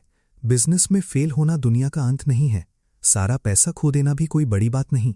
बस कोई बेवकूफी भरा कदम मत उठाना। साफ है कि बैंकरप्सी की खबर उसके माता पिता तक पहुंच चुकी है। मार्कस ने ये नहीं पूछा कि उसने बिना पूछे सब कुछ क्यों बेचा, बल्कि वो उसे तसल्ली दे रहे हैं कि वो हार न माने। यही वो बिना शर्त वाला प्यार है, जहां कोई इल्जाम नहीं, कोई शिकायत नहीं, बस बेपनाह फिक्र है।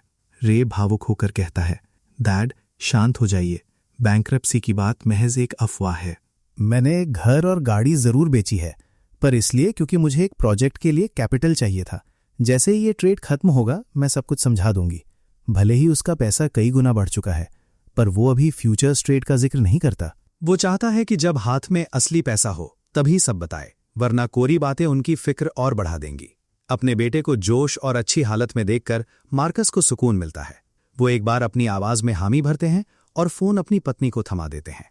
माँ कहती है, बेटा बस तुम ठीक रहो, वही काफी है। मैं तो फिक्र के मारे मरी जा रही थी।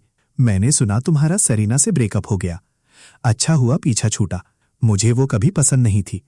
मुझे बस कुछ दिन दो, मैं तुम्हारे लिए उससे कहीं अच्छी लड़की ढूंढूंगी जो अच्छी सेहत वाली हो और हमारे खानदान को आगे बढ़ा सके। उसकी माँ डायाना बिल्कुल अलग मिजाज की हैं। वो हमेशा उस पर प्यार लुटाती रही हैं। बस उनकी एक ही दिक्कत है कि वो बिना सोचे समझे कुछ भी बोल देती हैं। रे बस बेबसी भरी मुस्कान के साथ अपना सिर हिला देता है। तभी डायाना की नजरें मेरे पीछे मौजूद शानदार डेकोर पर पड़ती हैं और वो बड़ी जिज्ञासा से पूछती हैं, सन तुम इस वक्त कहाँ हो? मैं जवाब देता हूँ, मैंने अपना अपार्टमेंट बेच दिया है और फिलहाल मेरे पास रहने की कोई जगह नहीं थी, इसलिए मैं एक दोस्त के घर रह रहा हूँ। समझ लीजिए हम रूममेट्स हैं। डायाना तुरंत मुझे डांटने लगती हैं, कैसा बच्चा है जो अपना घर बेचकर बेघर हो गया है? क्या हमारा घर तुम्हारा घर नहीं है? तुम्हें बस वापस आ जाना चाहिए। इससे पहले कि वो अपनी बात पूरी कर पाती, सामने का दरवाजा खुलता है और ईली हाथ में शॉपिंग बैग्स लिए अंदर आती है। वो बड़ी खुशी से कहती है, रे मैं तुम्हारे लिए टॉयलेटरीज लाई हूं, देखो ये तुम्हारे काम आएंगे या नहीं। एली ने एक सॉफ्ट पिंक कॉटन लाउंजवेयर सेट पहना हुआ है। उसके सामने की तरफ बना छोटा सा टेडी बेयर उसकी फिगर पर बिल्कुल फिट बैठा है। उसकी बॉडी के शानदार कर्व्स साफ नजर आ रहे हैं और पैरों में वाइट कॉटन सॉक्स हैं। उसका ये पूरा लुक मासूमियत और बोल्डनेस का एक गजब कॉम्बो है। फोन की स्क्रीन पर डायाना की आंखों में तुरंत एक चमक आ जाती है और उनका अंदाजा एकदम से बदल जाता है। रे तुम्हारे पास गेस्ट आई है असल में, अभी कुछ समय तक घर आने की जरूरत नहीं है। यहाँ तुम्हारे लिए कोई जगह नहीं है, मैं डिस्टर्ब नहीं करूंगी, बाय बाय। और बस इसी के साथ बीप वीडियो कॉल खत्म हो जाता है। कॉल काटने से पहले वो अब भी गुड फॉर बेबीज जैसी बातें बड़बड़ा रही थीं, जिसे सुनकर मैं हंसी और शर्मिंदगी के बीच फंस गया। एलिस को भी शायद कुछ अंदाजा हो जाता है। उसका चेहरा गुलाबी पड़ जाता है और वो पूछती है, क्या वो तुम्हारी मॉम थी? मैं सिर हिलाता हूँ। हाँ वो मेरी मॉम थी। उन्हें मेरे बैंकरप्सी की अफवाह का पता चला था और वो बस मेरा हाल जानने के लिए कॉल किया था। एलिस बड़ी मिठास के साथ मुझे शॉपिंग बैग्स थमाती है। मैं बार बार तुम्हारी मॉम को गुड फॉर बेबीज कहते हुए सुन रही थी। इसका क्या मतलब है? मैं अपना गला साफ करता हूं और बिल्कुल गंभीर चेहरा बनाकर कहता हूं कि उनका मतलब था कि मेरी परवरिश बहुत अच्छी हुई है और मैं परिवार के लिए कोई मुसीबत खड़ी नहीं करता, यानी मुझे पालना बहुत आसान है। बस यही बात है, ज्यादा मत सोचो। रे मेरा शावर खत्म हो गया है, अब तुम्हारी बारी है। उसके उस मासूम चेहरे और पजामाज के नीचे छिपी उसकी कमाल की फिगर में जमीन आसमान का फर्क है। उसके कॉटन पजामाज ने सब कुछ ढका हुआ है, लेकिन अंदरूनी गोलाई की वजह से कपड़ा एकदम टाइट खिंचा हुआ है। ये एक ऐसी मासूम खूबसूरती है जिससे नजर हटाना मुश्किल है। ये समझ से बाहर है कि इतनी पतली कमर इतना सब कुछ कैसे संभाल रही है। मैं जबरदस्ती अपनी नजरें घुमाता हूं और उन नज़ारों को देखने से इनकार कर देता हूं। मैं थोड़ा झुककर अजीब तरीके से बाथरूम की तरफ बढ़ता हूं। एलिस की बड़ी बड़ी आंखों में असली चिंता झलकती है और वो पूछती है, रे, तुम इतने अजीब तरीके से क्यों चल रहे हो? क्या तुम ठीक हो? मैं शर्म के मारे वहीं मरते मरते बचता हूं और किसी तरह कहता हूं, कुछ नहीं, बस बहुत देर तक बैठा रहा था। मैं जल्दी से बाथरूम में घुसकर दरवाज़ा बंद कर लेता हूं और वहां मौजूद भाप और एक लड़की की हल्की खुशबू को महसूस करता हूं। मैं फैसला करता हूं कि मुझे एक ठंडे शावर की ज़रूरत है। नहाने के बाद हम दोनों अपने अपने कमरों में चले जाते हैं। मैं जिस गेस्ट बेडरूम में ठहरा हूं वो भले ही लंबे समय से इस्तेमाल ना हुआ हो, लेकिन एकदम साफ है। धूल का एक कण भी नहीं है। बिस्तर पर लेटकर मैं अपना फ़ोन खोलता हूं और मुझे एक अनरेड मैसेज मिलता है। नोएल ने मुझे 20,000 ट्रांसफ़र किए हैं। मेरे चेहरे पर एक कड़वी मुस्कान आ जाती है। तो बैंकरप्सी की अफवाह उस तक भी पहुंच गई है। नोएल डेवन की तरह ही मेरी बचपन की दोस्त रही है, लेकिन लड़की होने के नाते बड़े होते होते वो ग्रुप से थोड़ी दूर हो गई थी। मैं ट्रांसफ़र एक्सेप्ट नहीं करता और बदले में एक क्वेश्चन मार्क भेज देता हूं। तुरंत उसकी तरफ से भी एक क्वेश्चन मार्क आता है। थोड़ी देर की खामोशी के बाद नोएल ही पहले चुप्पी तोड़ती है। मेरे पास ज्यादा पैसे नहीं हैं, लेकिन जब तुम मुसीबत में हो तो मुझे मदद के लिए आगे आना ही होगा। मुझे कम समझने की जरूरत मत करना। इस लड़की के पास बस ये 20,000 ही है, एक पैसा भी ज्यादा नहीं। मैं उसे जवाब देता हूं, नोएल, डेवन ने तुम्हें बताया होगा कि मैं बर्बाद हो गया हूं, है ना? ये सच नहीं है। मुझे बस जल्दी कैश की जरूरत थी। हालात थोड़े तंग हैं, इसीलिए अपार्टमेंट बेच दिया। मुझ पर किसी का 1 रुपया भी उधार नहीं है। अफवाहों के मुकाबले में बहुत बेहतर स्थिति में हूं। वो पलटकर कहती है, तुमने खुद कहा ना कि हालात तंग हैं, तो फिर ये पैसे रख लो। जब हालात सुधर जाएं तो लौटा देना। और मैं तुम्हें चेतावनी दे रही हूं, अगर तुमने इसे एक्सेप्ट नहीं किया तो मैं तुम्हें हमेशा के लिए डिलीट कर दूंगी, ऐसा कि तुम मुझे कभी पढ़ भी नहीं पाओगे।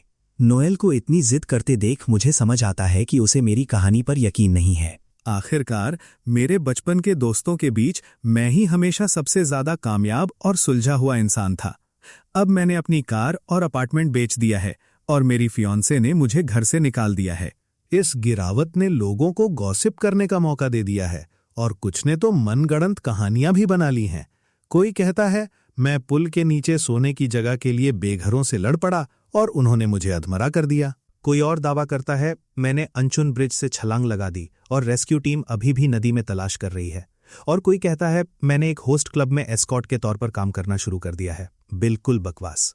इन अफवाहों ने, चाहे वो कितनी भी अविश्वसनीय क्यों ना हो, सबके मन में एक बात बैठा दी है कि रे पक्का बर्बाद हो चुका है।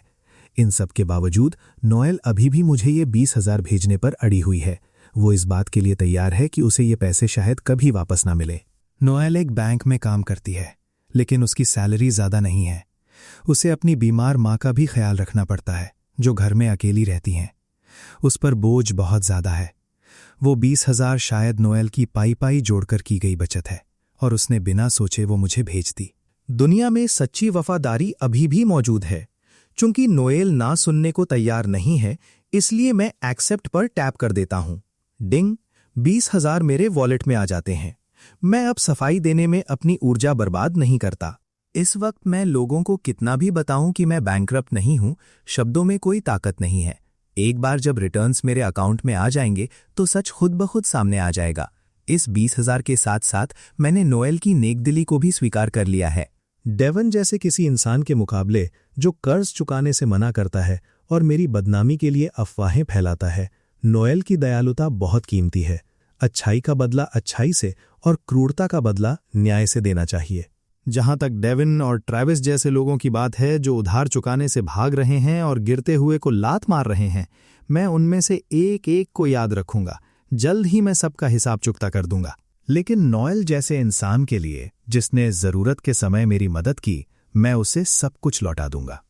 20,000 एक्सेप्ट करने के बाद मैं मैसेज भेजता हूं, ठीक है, मैं इसे ले रहा हूं, ज्यादा से ज्यादा 1 महीना और मैं तुम्हें पैसे लौटा दूंगा। और जब मैं ऐसा करूंगा तो तुम्हारे लिए एक सरप्राइज होगा। वैसे तुम्हारी माँ कैसी हैं?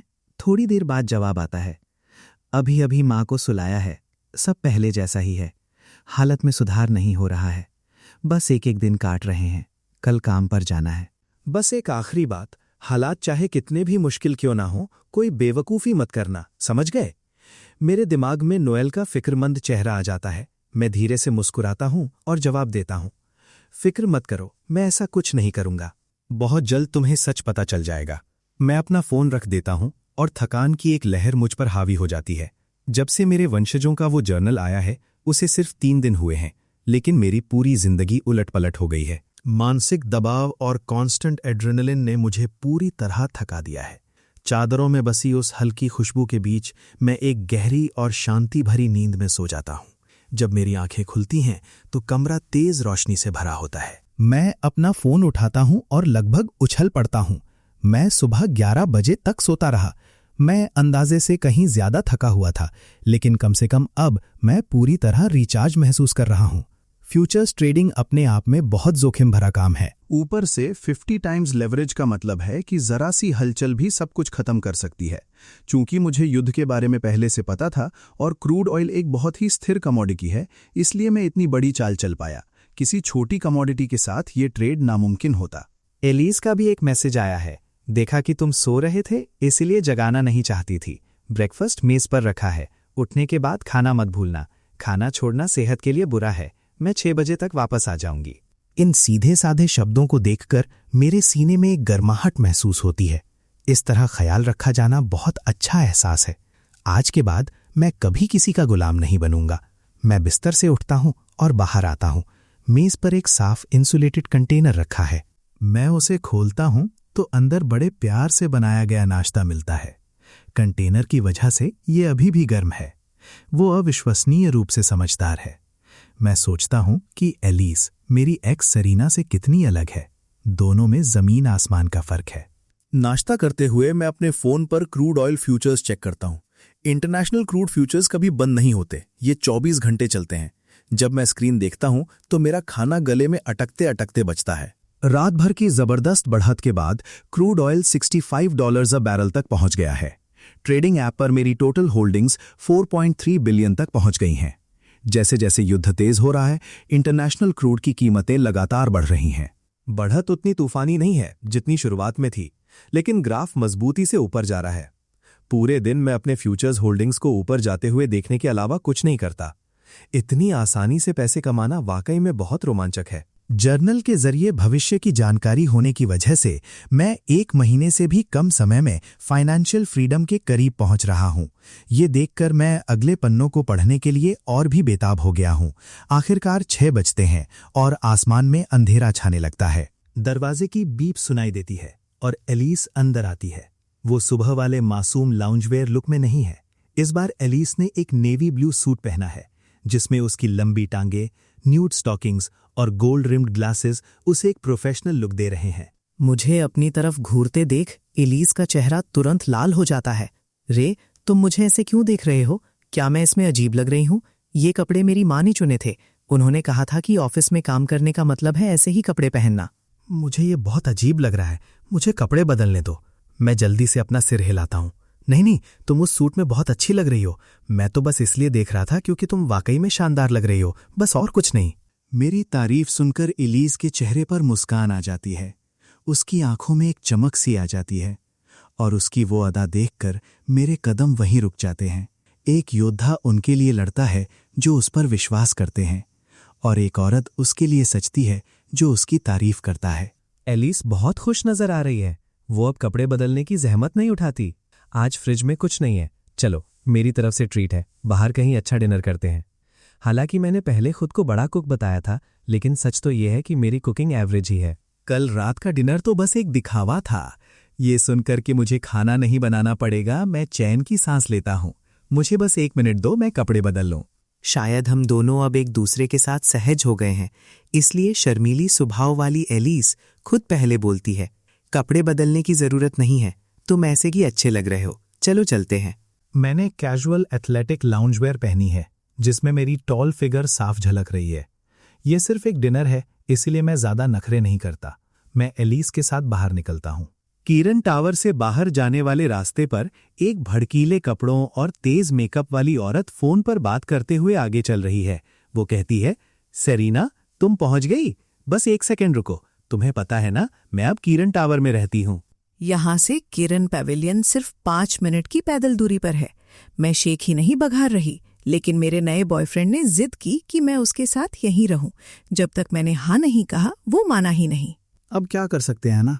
हे, तुम्हारा अभी अभी रे से ब्रेकअप हुआ है ना? मैं तुम्हें अपने बॉयफ्रेंड के एक दोस्त से मिलवाती हूँ। कंस्ट्रक्शन के काम में बहुत पैसा है, तुम्हारे एक्स से तो लाख गुना बेहतर, मेरा यकीन करो।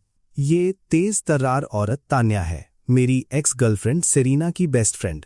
अपनी जवानी और लुक्स के दम पर वो बॉयफ्रेंड ऐसे बदलती है जैसे कपड़े। उसे अभी एक नया बॉयफ्रेंड मिला है जो किरण टावर में रहता है और वो यहाँ रहने के लिए बेताब थी। आखिरकार किरण टावर इस इलाके का सबसे एक्सक्लूसिव कॉम्प्लेक्स है। यहाँ रहना अपने आप में एक स्टेटस सिंबल है। आज उसने सेरीना को पास के किरण पवेलियन में डिनर के लिए बुलाया है और वो जानबूझकर देर से जा रही है ताकि अपनी धौंस जमा सके। जब तानिया फोन पर सेरीना से गप्पे मार रही होती है तो अचानक उसके कदम रुक जाते हैं और उसकी आंखें फटी की फटी रह जाती हैं। फिर तान्या फोन पर कहती है, जैसे उसे खुद अपनी आंखों पर यकीन ना हो, हे सेरीना, अंदाजा लगाओ मैंने अभी किरण टावर में किसे देखा? तुम कभी नहीं सोच सकती। चलो मैं ही बता देती हूँ। तुम्हारा एक्स बॉयफ्रेंड रे बिल्कुल मेरे सामने चल रहा है और उसके साथ एक जबरदस्त स्टनर लड़की है। ये स्टनर शब्द बहुत गहरा वार करता है। तानिया दबे पांव आगे बढ़ती है। फोन अब भी कान पर है। यकीन नहीं होता? मैं तुम्हें फोटोज भेजती हूँ। तुम सालों तक उसके साथ रही हो, क्या उसे पीछे से पहचान सकती हो? वो अपना फोन उठाती है और मेरी और एलिस की पीछे से कई फोटोज खींच लेती है। लो, फोटोज भेज दी, देख लो। मैं जरा आगे जाकर सामने से फोटोज खींचती हूँ। तान्या उत्साह से भर गई है।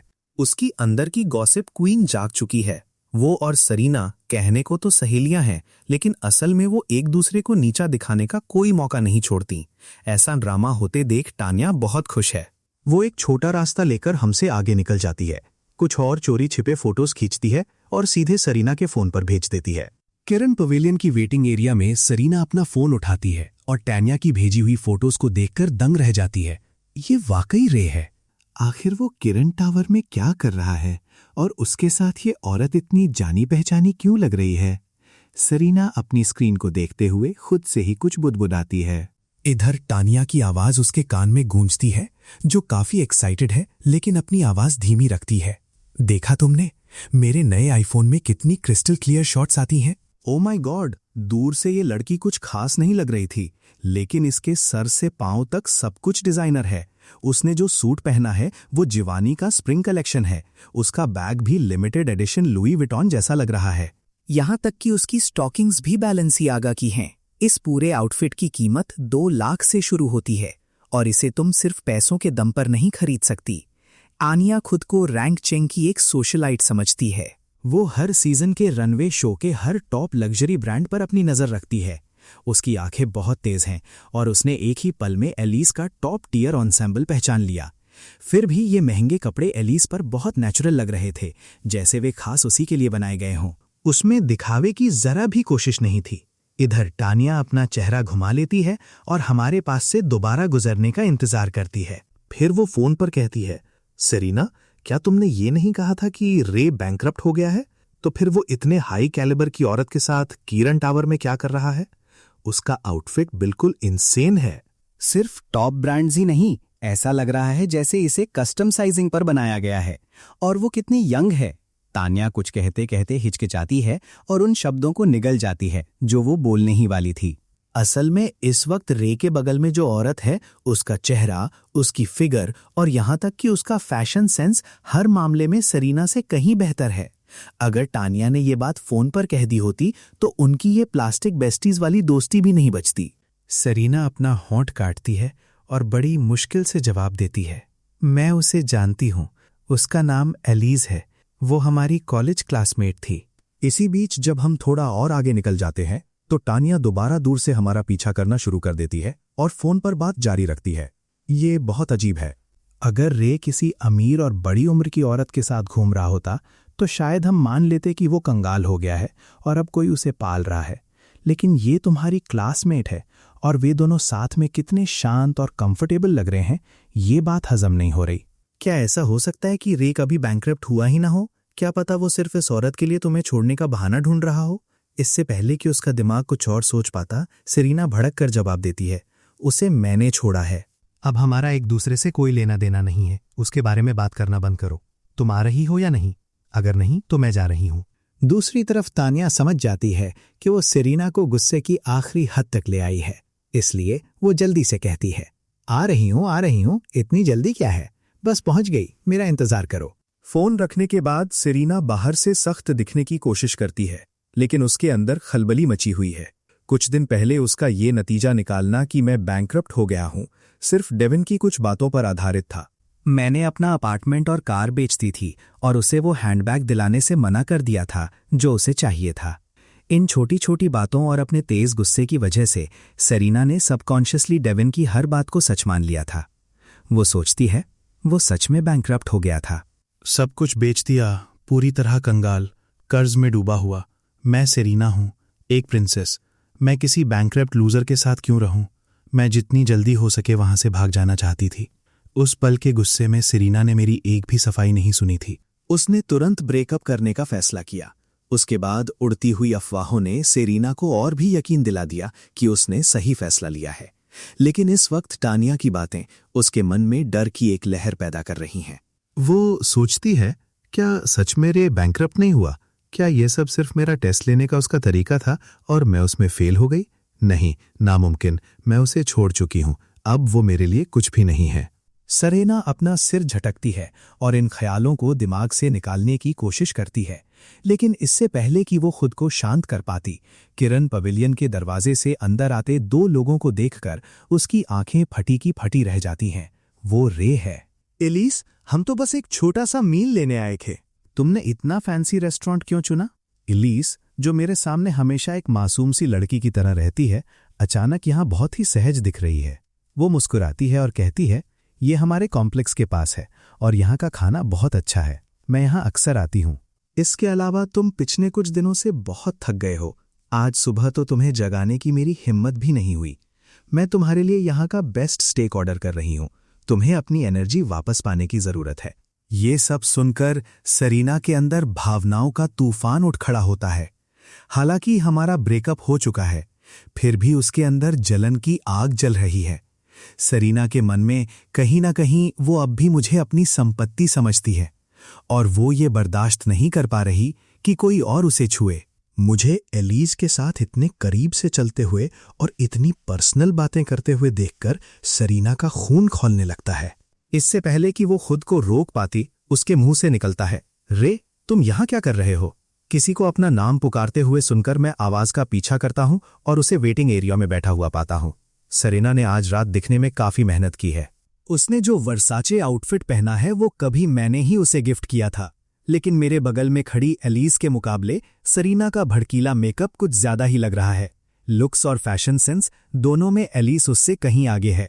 अगर सेरीना एक सजी धजी सोशलाइट है तो मेरे बगल में खड़ी एलिस एक पैदाइशी प्रिंसेस लग रही है। सेरीना को देखकर मेरी भावनाएं थोड़ी उलझ जाती हैं। 3 साल का साथ और उसने सिर्फ एक मामूली अफवाह की वजह से मुझे छोड़ दिया। ये कहना झूठ होगा कि मुझे कुछ महसूस नहीं हो रहा। अगर मैं वाकई बैंकरप्ट हो गया होता तो ये पल बहुत शर्मनाक और कड़वा होता, लेकिन मैं असल में कंगाल नहीं हूं और ऑयल फ्यूचर से जो बड़ी दौलत मुझे मिलने वाली है उसने मुझे दुनिया भर का कॉन्फिडेंस दे दिया है। मेरे चेहरे पर कोई भाव नहीं आता। मैं सेरीना की तरफ देखता हूं और रूखेपन से कहता हूं, उम्मीद नहीं थी कि तुम यहां मिलोगी। मैं बस यहां डिनर के लिए आया हूं। इतना कहकर मैं अपना रुख मोड़ लेता हूं और एलिस के साथ उसके पास से आगे निकल जाता हूं। जो आदमी उसकी हर बात मानता था, उसे आज अपनी तरफ इतना बेरुखा और लापरवाह देखकर सेरीना का गुस्सा फूट पड़ता है। उसकी आंखों में मेरे लिए अब कोई लगाव नहीं बचा था। मुझे दूसरी औरत के साथ बिना पीछे मुड़े आगे बढ़ते देख सेरीना अपना आपा खो देती है।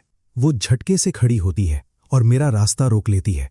मैं रुकता हूं और उसे घूरते हुए कहता हूं, तुम्हें क्या चाहिए? सच तो ये है कि सेरीना को खुद नहीं पता कि वो क्या चाहती है। बस मुझे और एलिस को एक दूसरे के साथ इतना परफेक्ट देखकर उसका गुस्सा 7वें आसमान पर है। वो सोचती है, क्या तुम्हें बैंकरप्ट नहीं होना चाहिए था? तुम इतने शांत कैसे हो सकते हो? तुम कंगाल हो। तुम्हारे बगल में इतनी कमाल की औरत कैसे हो सकती है? बैंकरप्ट आदमियों को तो पुलों के नीचे सोना चाहिए। मुझे दोबारा देखकर क्या तुम्हें रोना नहीं चाहिए और माफी नहीं मांगनी चाहिए? सेरिना के दिमाग में चल रहे इस ड्रामे को दूसरे लोग नहीं देख पा रहे। तभी वेटर शांति से आगे आता है और मेरे और सेरिना के बीच खड़ा होकर हमें अलग कर देता है। वो तमीज से पूछता है, मिस, क्या मैं आपकी कोई मदद कर सकता हूँ? अगर नहीं तो मुझे अपने गेस्ट्स को उनकी टेबल तक ले जाना है। ये रेस्टोरेंट बहुत शांत जगह है। अचानक हुई इस जोर जोर की बहस ने आसपास के लोगों का ध्यान खींच लिया है और सब गर्दन घुमाकर हमें देख रहे हैं। इतने सारे लोगों की नजरों के बीच सेरिना ना तो पीछे हट सकती है और ना ही वहां से खिसकना चाहती है। वो अपनी नजरों को मुझ पर टिकाती है और वेटर से कहती है, क्या किरण पवेलियन को रंगचैंग का सबसे अपस्केल रेस्टोरेंट नहीं माना जाता? क्या यहाँ कोई ड्रेस कोड नहीं है? आप ऐसे कपड़े पहने हुए इंसान को मेरे जैसे लोगों के साथ बैठने दे रहे हैं? क्या इससे पूरे एक्सपीरियंस की क्वालिटी खराब नहीं होती? असल में मैं जल्दबाजी में निकला था और मुझे लगा था कि ये बस एक नॉर्मल मील होगा, इसलिए मैंने फ्लिप फ्लॉप्स के साथ साधारण लाउंज वेयर पहनी हुई है। मेरा लुक बहुत ही कैजुअल है। सेरिना ने मेरे कपड़ों को देख लिया और उसे मुझे नीचा दिखाने का मौका मिल गया ताकि वो अपने अंदर की भड़ास निकाल सके।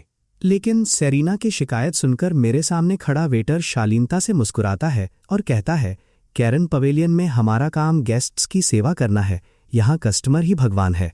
जब तक किसी के कपड़े शालीनता की सीमाओं को पार नहीं करते, तब तक हर किसी का कैरन पवेलियन में स्वागत है।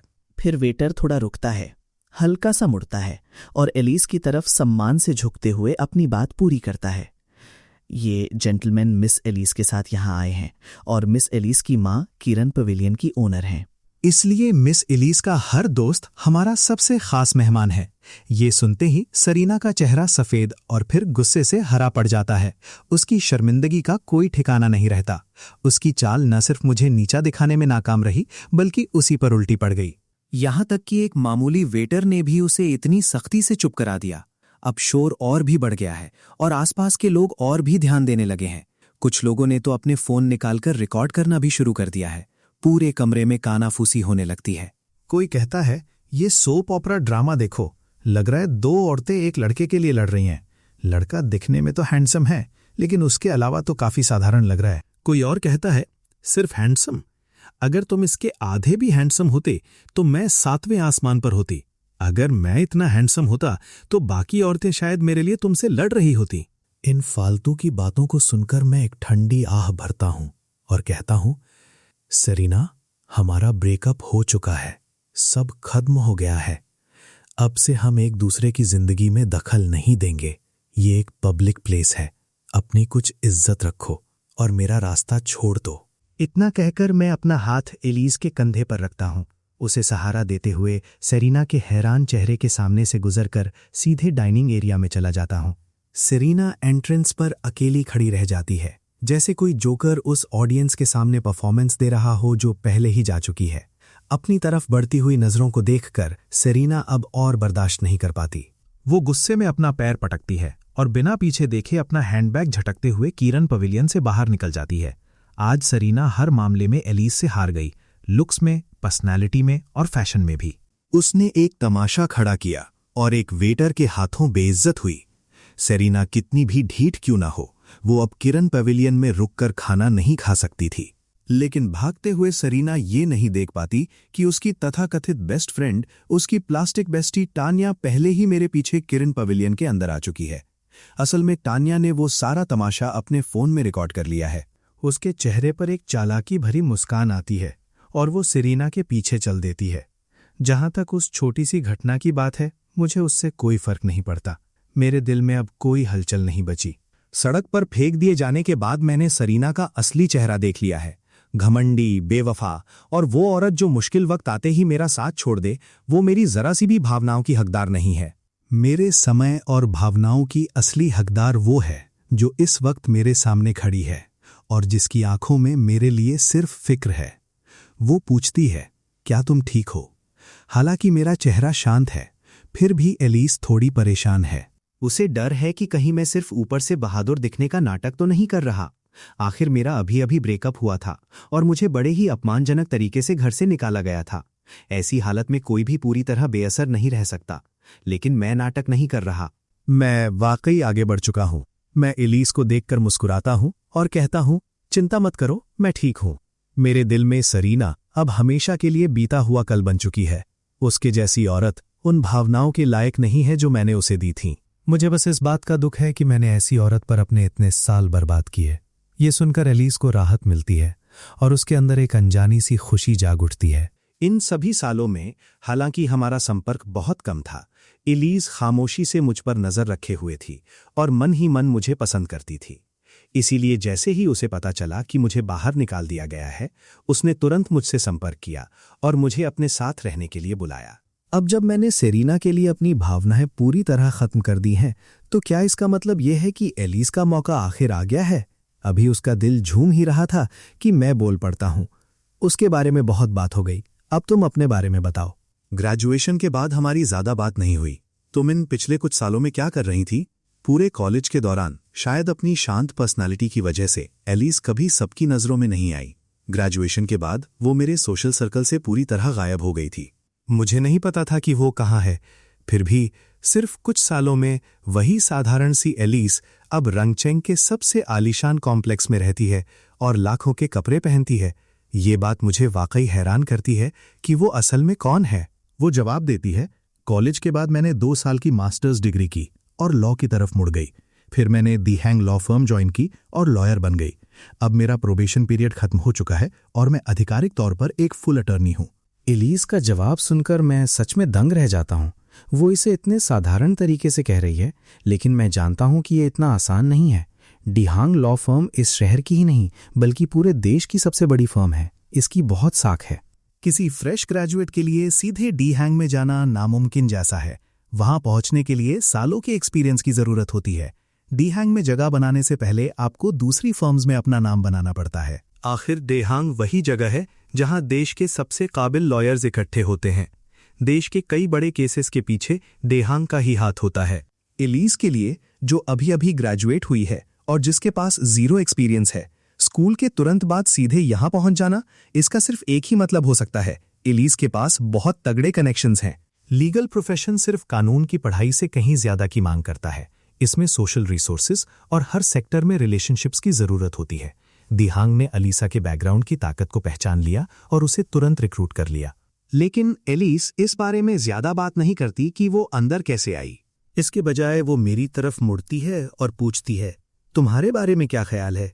आखिर ये कौन सा प्रोजेक्ट है जिसके लिए तुमने अपना अपार्टमेंट और कार तक बेच दी? और अब हर कोई कह रहा है कि तुम बैंकरप्ट हो चुके हो। खाना आ गया है, मुझे भूख लगी है। तो मैं खाते खाते बात करता हूं। सब कुछ बेचने की बजाय इंटरनेशनल फ्यूचर्स में एक बड़ा दांव खेलना है। तुम्हें पता ही है कि फ्यूचर्स ट्रेडिंग में बहुत ज्यादा कैपिटल की जरूरत होती है, वरना बड़े प्लेयर्स तुम्हें लूट लेंगे। मेरी बात सुनकर एलिस के चेहरे पर हैरानी साफ दिखती है। क्या तुमने अपना अपार्टमेंट और कार बेचकर सारा पैसा फ्यूचर्स मार्केट में लगा दिया? फ्यूचर्स में ऑल इन करना, ये तो बहुत ही रिस्की है। एलिस को फ्यूचर्स के बारे में थोड़ी बहुत जानकारी है। डोमेस्टिक स्टॉक मार्केट के मुकाबले इंटरनेशनल फ्यूचर्स बहुत ज्यादा वॉलेटाइल होते हैं। यहाँ रिटर्न ज्यादा मिल सकते हैं, लेकिन रिस्क और रिवॉर्ड हमेशा साथ साथ चलते हैं। जितना बड़ा रिवॉर्ड उतना ही बड़ा रिस्क। एक गलत चाल और तुम सब कुछ हार जाओगे। तुम्हारी पूरी दौलत बिना किसी निशान के खत्म हो जाएगी। अलीसा की हैरानी और चिंता देखकर मैं मुस्कुराता हूं और समझाता हूं, मैं इंटरनेशनल क्रूड ऑयल फ्यूचर्स में ट्रेड कर रहा हूं। एक मेजर कमोडिटी होने के नाते ये बाकी फ्यूचर्स के मुकाबले ज्यादा स्टेबल है। इसमें रिस्क बहुत कम है। ये सच है कि क्रूड ऑयल फ्यूचर्स में रिस्क थोड़ा कम होता है, लेकिन स्टॉक मार्केट के मुकाबले ये अभी भी बहुत ज्यादा है। और मैंने इसके ऊपर 50 टाइम्स लेवरेज भी लिया था। अगर आंसर जर्नल से मुझे इनसाइडर नॉलेज और पक्का यकीन ना मिला होता, तो इतना अग्रेसिव कदम उठाना फाइनेंशियल सुसाइड से कम नहीं था। तुमने इंटरनेशनल क्रूड ऑयल फ्यूचर्स खरीदे, लेकिन तुमने एंट्री कब ली? एलिस इंटरनेशनल अफेयर्स और ऑयल मार्केट को लगातार फॉलो कर रही है। आखिर दशकों की शांति के बाद अचानक इस लेवल की जंग छिड़ जाना सबके लिए एक बहुत बड़ी खबर थी। हर न्यूज़ चैनल पर दिन रात क्रूड ऑयल की कीमतों के आसमान छूने की खबरें चल रही थी और मैंने क्रूड ऑयल फ्यूचर्स ही खरीदे थे। सबसे बड़ी बात यह थी कि अगर एलिस को सही याद है तो मैंने जंग शुरू होने से पहले ही अपना अपार्टमेंट और कार बेच दी थी। अगर जंग से पहले ही मैंने इंटरनेशनल क्रूड ऑयल फ्यूचर्स पर ऑल इन कर दिया था, तो अब तेल की कीमतों में आए इस उछाल के बाद मैंने यकीनन अंधा पैसा कमाया होगा। मैं अपनी इन्वेस्टमेंट के बारे में कुछ नहीं छुपाता। मैं उसे सीधे सीधे बता देता हूं कि मैंने क्रूड ऑयल फ्यूचर्स जंग शुरू होने से पहले खरीदे थे और एक फाइनेंशियल इंस्टीट्यूशन के जरिए 50 टाइम्स लेवरेज लिया था। ये सुनकर इलीस के तो होश ही उड़ जाते हैं। वो मुझे बस देखती रह जाती है और उसके गुलाबी होंठ हैरानी में खुल जाते हैं। मैंने ना सिर्फ जंग से पहले क्रूड ऑयल फ्यूचर्स खरीदने की हिम्मत की, बल्कि 50 टाइम्स लेवरेज जैसा पागलपन भरा दांव भी खेला, जिसे सिर्फ पागलपन ही कहा जा सकता है। और इसी पागलपन ने मुझे ऐसा रिटर्न दिया है जिसकी कल्पना भी नहीं की जा सकती। इलीस की आवाज अब सच में कांप रही है। 50 टाइम्स लेवरेज के साथ तुम्हारी स्टार्टिंग कैपिटल कितनी थी? 4 मिलियन। इलीस मन ही मन क्रूड ऑयल की कीमतों का हिसाब लगाती है। एक अंदाजा उसे मिल जाता है, तो फिर तुम्हारा रिटर्न अभी 100 मिलियन से भी ज्यादा होगा। आरचेंग के सबसे बेहतरीन कॉम्प्लेक्स में रहने और लाखों का सूट पहनने के बावजूद एलिस उस नंबर को सुनकर दंग रह जाती है। 100 मिलियन। बेशक कुछ बिलियनियर्स मजाक में इसे सिर्फ एक छोटा सा गोल कह सकते हैं, लेकिन इस दुनिया के ज्यादातर लोगों के लिए ये कभी ना पूरा होने वाला सपना है, और मैंने ये सिर्फ कुछ ही दिनों में कर दिखाया। इतनी जल्दी इतनी बड़ी दौलत कमाना और ऐसा इन्वेस्टमेंट डिसीजन लेना, इसके लिए किस लेवल के कॉन्फिडेंस की जरूरत होती है?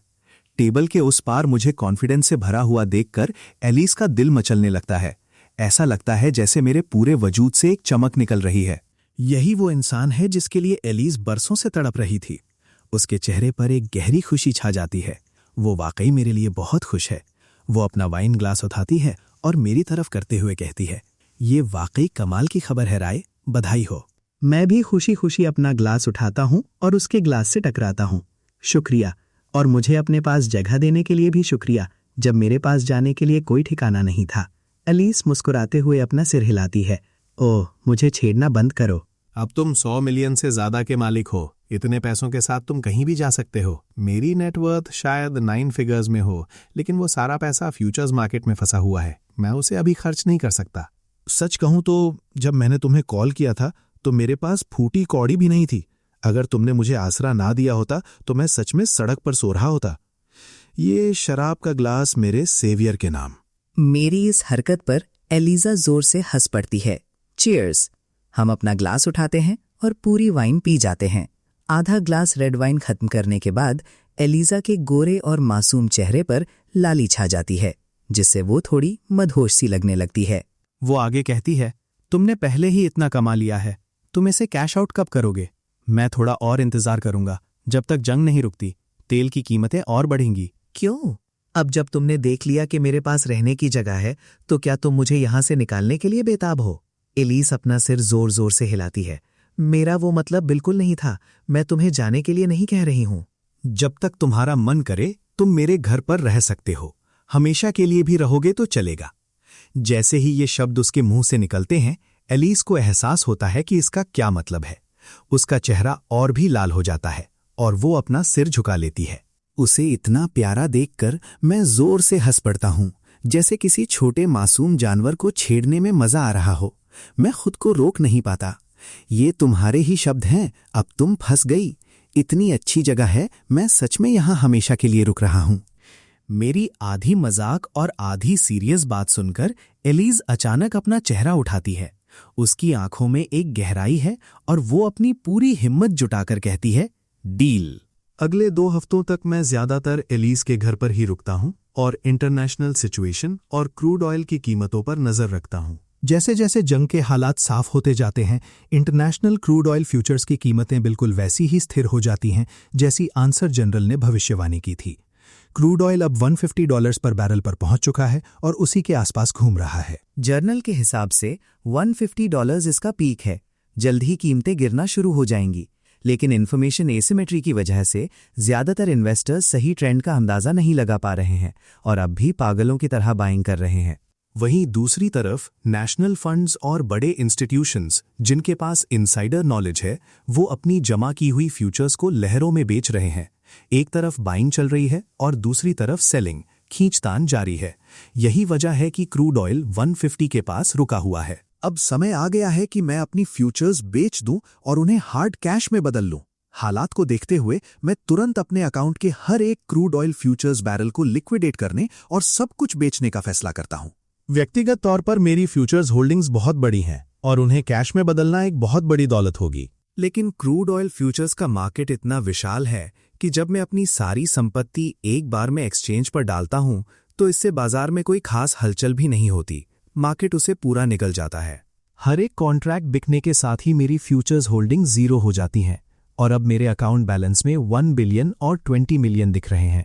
1 महीने से भी कम समय में मेरी संपत्ति 4 मिलियन से बढ़कर, जो मैंने अपना अपार्टमेंट और कार बेचकर जुटाए थे, 1 बिलियन के पार पहुंच गई है। भले ही कैश आउट करने से पहले मैंने अपने रिटर्न्स का हजारों बार हिसाब लगाया था, लेकिन जिस पल ये पैसा वाकई मेरे अकाउंट में आया, मेरी खुशी का कोई ठिकाना नहीं रहा। मेरी तेज धड़कनों को शांत होने में काफी समय लगता है। इस वक्त मैं सिर्फ इस अचानक मिली दौलत का मजा नहीं ले रहा हूं, बल्कि मैं उस आंसर जर्नल की ताकत को देखकर भी हैरान हूं, जिसे मेरे वंशजों ने भविष्य से भेजा था। सिर्फ एक पन्ने ने मुझे अरबपति बना दिया। ये मुझे और भी ज्यादा उत्साहित कर देता है कि बाकी बचे हुए पन्ने क्या कमाल दिखाएंगे। इसके बाद उसी रास्ते का इस्तेमाल करते हुए जिससे मैंने पहले पैसा बाहर निकाला था, और एक मोटी प्रोसेसिंग फी देने के बाद मैं ये बड़ी रकम अपने पर्सनल अकाउंट में ट्रांसफर कर देता हूं। अपने फोन के नोटिफिकेशन में अंकों की उस लंबी कतार को देखकर मेरा दिल आखिरकार शांत होता है। धूल अब जम चुकी है, अब वक्त है इनामों का आनंद लेने का। मेरा पुराना अपार्टमेंट अभी वापस नहीं खरीद सकता, और वैसे भी मेरा उसे वापस लेने का कोई इरादा नहीं है। 1 बिलियन की दौलत के साथ अगर मैं कोई घर खरीदूंगा तो वो एक मैंशन ही होगा। किरण टावर वाकई काफी अच्छा है। कम से कम 300 मीटर वाला एक पेंटहाउस फ्लैट तो बनता है, और कार ना होना भी बहुत परेशानी वाली बात है।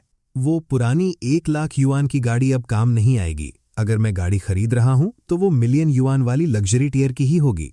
बेहतरीन गाड़ियां हर मर्द का एक पुराना सपना होती हैं।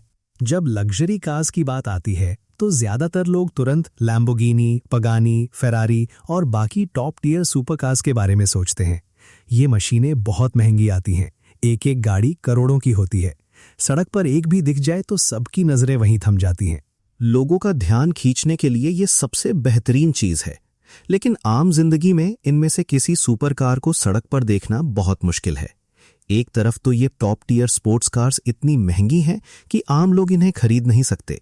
दूसरी तरफ इन सुपर कार्स का ग्राउंड क्लियरेंस बहुत कम होता है, जिसके लिए एकदम परफेक्ट सड़कों की जरूरत होती है। हमारी जैसी सड़कों पर जहां जगह जगह स्पीड बम्प्स हैं, ये गाड़ियां बिल्कुल भी प्रैक्टिकल नहीं है। अगर आप इनमें से किसी कार को थोड़ी सी भी स्पीड में एक स्पीड बम्प के ऊपर से ले जाएं, तो गाड़ी का निचला हिस्सा सीधे शॉप में मरम्मत के लिए चला जाएगा। और कुछ समय पहले मैंने एक दोस्त की लैम्बोर्गिनी हुराकान चलाई थी। कार के शानदार एक्सटीरियर के बिल्कुल उलट उसका कैबिन बहुत ही छोटा और तंग था। एक साधारण फैमिली कार पूरी तरह आरामदायक होती है। अगर ड्राइवर सीट सही ना लगे तो आप बस सीट और बैकरेस्ट को एडजस्ट कर लेते हैं। लेकिन लैम्बोर्गिनी हुराकान चलाने के लिए आपको कॉकपिट में लगभग आधा लेटना पड़ता है। न सिर्फ जगह बहुत कम है, बल्कि कंफर्ट नाम की कोई चीज नहीं है। एरोडायनामिक डिजाइन और परफॉर्मेंस के लिए सुपर कार्स को ये कुर्बानी देनी पड़ती है। इसलिए मेरी राय में इन सुपर कार्स को रोजाना चलाना बर्दाश्त के बाहर है। ये सिर्फ एक तकलीफ है। अब जब मेरे पास 1 बिलियन है, तब भी मेरा इरादा उन कारों को खरीदने का नहीं है जो सिर्फ कहानियों में अच्छी लगती हैं। जिस ब्रांड पर मेरी नजर है वो है बेंटली। दुनिया की सबसे एलीट ऑटोमेकर्स में से एक के रूप में बेंटली की साख फेरारी और लैम्बोर्गिनी के बराबर ही है। और जब बात कंफर्ट की आती है तो बेंटली बाजार की हर एक सुपर कार को धूल चटा देती है। और सबसे आइकॉनिक मॉडल तो बिना किसी शक के बेंटली कॉन्टिनेंटल जीटी ही है। भविष्य से आंसर जर्नल मिलने से पहले ही मेरा सपना था कि मेरे पास एक ऐसी कार हो। अब जब बैंक में 1 बिलियन है तो मैं एक पल के लिए भी नहीं हिचकिचाता। मैं अपना फोन निकालता हूं, बिग लू नाम के कॉन्टैक्ट पर जाता हूं और कॉल लगाता हूं। कॉल कनेक्ट होती है और एक आदमी की भारी आवाज आती है। रे, आज मेरी याद कैसे आ गई? मैं तुम्हारे लिए क्या कर सकता हूं? ये आवाज लू की है, जिसका असली नाम लू से है। उसके भारी शरीर की वजह से उसे जानने वाले हर कोई उसे बिग लू कहते हैं। उसे इस नाम से कोई ऐतराज नहीं है, बल्कि ये नाम तो उस पर जम गया है। बिग लू से मेरी पहचान डेवन के जरिए हुई थी। बिग लू और डेवन दोनों ही यूज्ड कार बिजनेस में हैं। क्लाइंट्स के लिए लग्जरी व्हीकल्स ढूंढना उन दोनों के ही बाएं हाथ का खेल है। जब डेवन और मैं पहले बाहर खाने पीने जाते थे तो हम अक्सर बिग लू को भी साथ ले जाते थे, इसलिए मैं और वो एक दूसरे को अच्छी तरह जानते हैं। बिग लू असल में मुझसे कुछ साल बड़ा है। लेकिन एक बिजनेसमैन होने के नाते जो मानता है कि तमीज व्यापार के लिए अच्छी होती है, बिग लू जिससे भी बात करता है हमेशा तमीज से पेश आता है। और मेरे साथ छोटा होने के बावजूद वो हमेशा मुझे पूरे सम्मान के साथ रे बुलाता है। बिग लू, क्या तुम अभी भी गाड़ियों के खेल में हो? मेरी नजर एक चीज पर है। क्या तुम उसे मेरे लिए ढूंढ सकते हो? एक वर्ल्ड क्लास ऑटोमेकर होने के नाते मेनलैंड चाइना में बेंटली के बहुत कम डीलरशिप्स हैं, सिर्फ बीजिंग और शंघाई जैसे कुछ बड़े शहरों में। रैंग में बेंटली खरीदने के लिए कोई ऑफिशियल डीलरशिप नहीं है। बेंटली कॉन्टिनेंटल खरीदने के लिए या तो मैं खुद दूसरे शहर जाऊं या फिर किसी भरोसेमंद बायर को ढूंढूं। लाइन की दूसरी तरफ बिग लू कुछ पल के लिए हिचकिचाता है, फिर अपनी आवाज नरम रखते हुए कहता है, जरूर। शुरू करने से पहले आज का पहला टारगेट सेट करते हैं। इस वीडियो पर 2K लाइक्स का एम। अगर आपको ये जर्नी पसंद आ रही है, अगर हर एपिसोड आपको फील होता है, तो लाइक बटन दबाओ और 2K का टारगेट मिलकर कंप्लीट करते हैं। आपका एक लाइक सिर्फ बटन नहीं, ये प्रूफ है कि आप इस स्टोरी का पार्ट हो। चैनल को सब्सक्राइब करके बेल ऑन कर दो ताकि हर नया एपिसोड, हर नया ट्विस्ट सबसे पहले आप तक आए। और हाँ, आज का सबसे इंपॉर्टेंट मिशन, हर इंसान एक वीडियो को 3 टाइम्स हाइप कर सकता है, तो अभी के अभी 3/3 हाइप पॉइंट्स कंप्लीट करो। ये सिर्फ नंबर्स नहीं हैं, ये डिसाइड करेगा कि नेक्स्ट एपिसोड फुल पावर के साथ आएगा या नहीं। इतनी मेहनत और टाइम लगता है हर एपिसोड में। अगर सपोर्ट स्ट्रांग रहा तो सीरीज और भी इंटेंस होगी, लेकिन अगर रिस्पॉन्स वीक रहा तो शायद ये जर्नी यहीं रुक सकती है, या फिर आगे सिर्फ मेंबर्स के लिए कंटिन्यू होगी। डिसीजन आपके हाथ में है। 2K लाइक सेम कंप्लीट करो, 3/3 हाइप फिनिश करो, लाइक और सब्सक्राइब करो और कमेंट में लिखो मिशन कंप्लीट। ये सिर्फ चैनल नहीं, हमारी कम्युनिटी का पावर मोमेंट है।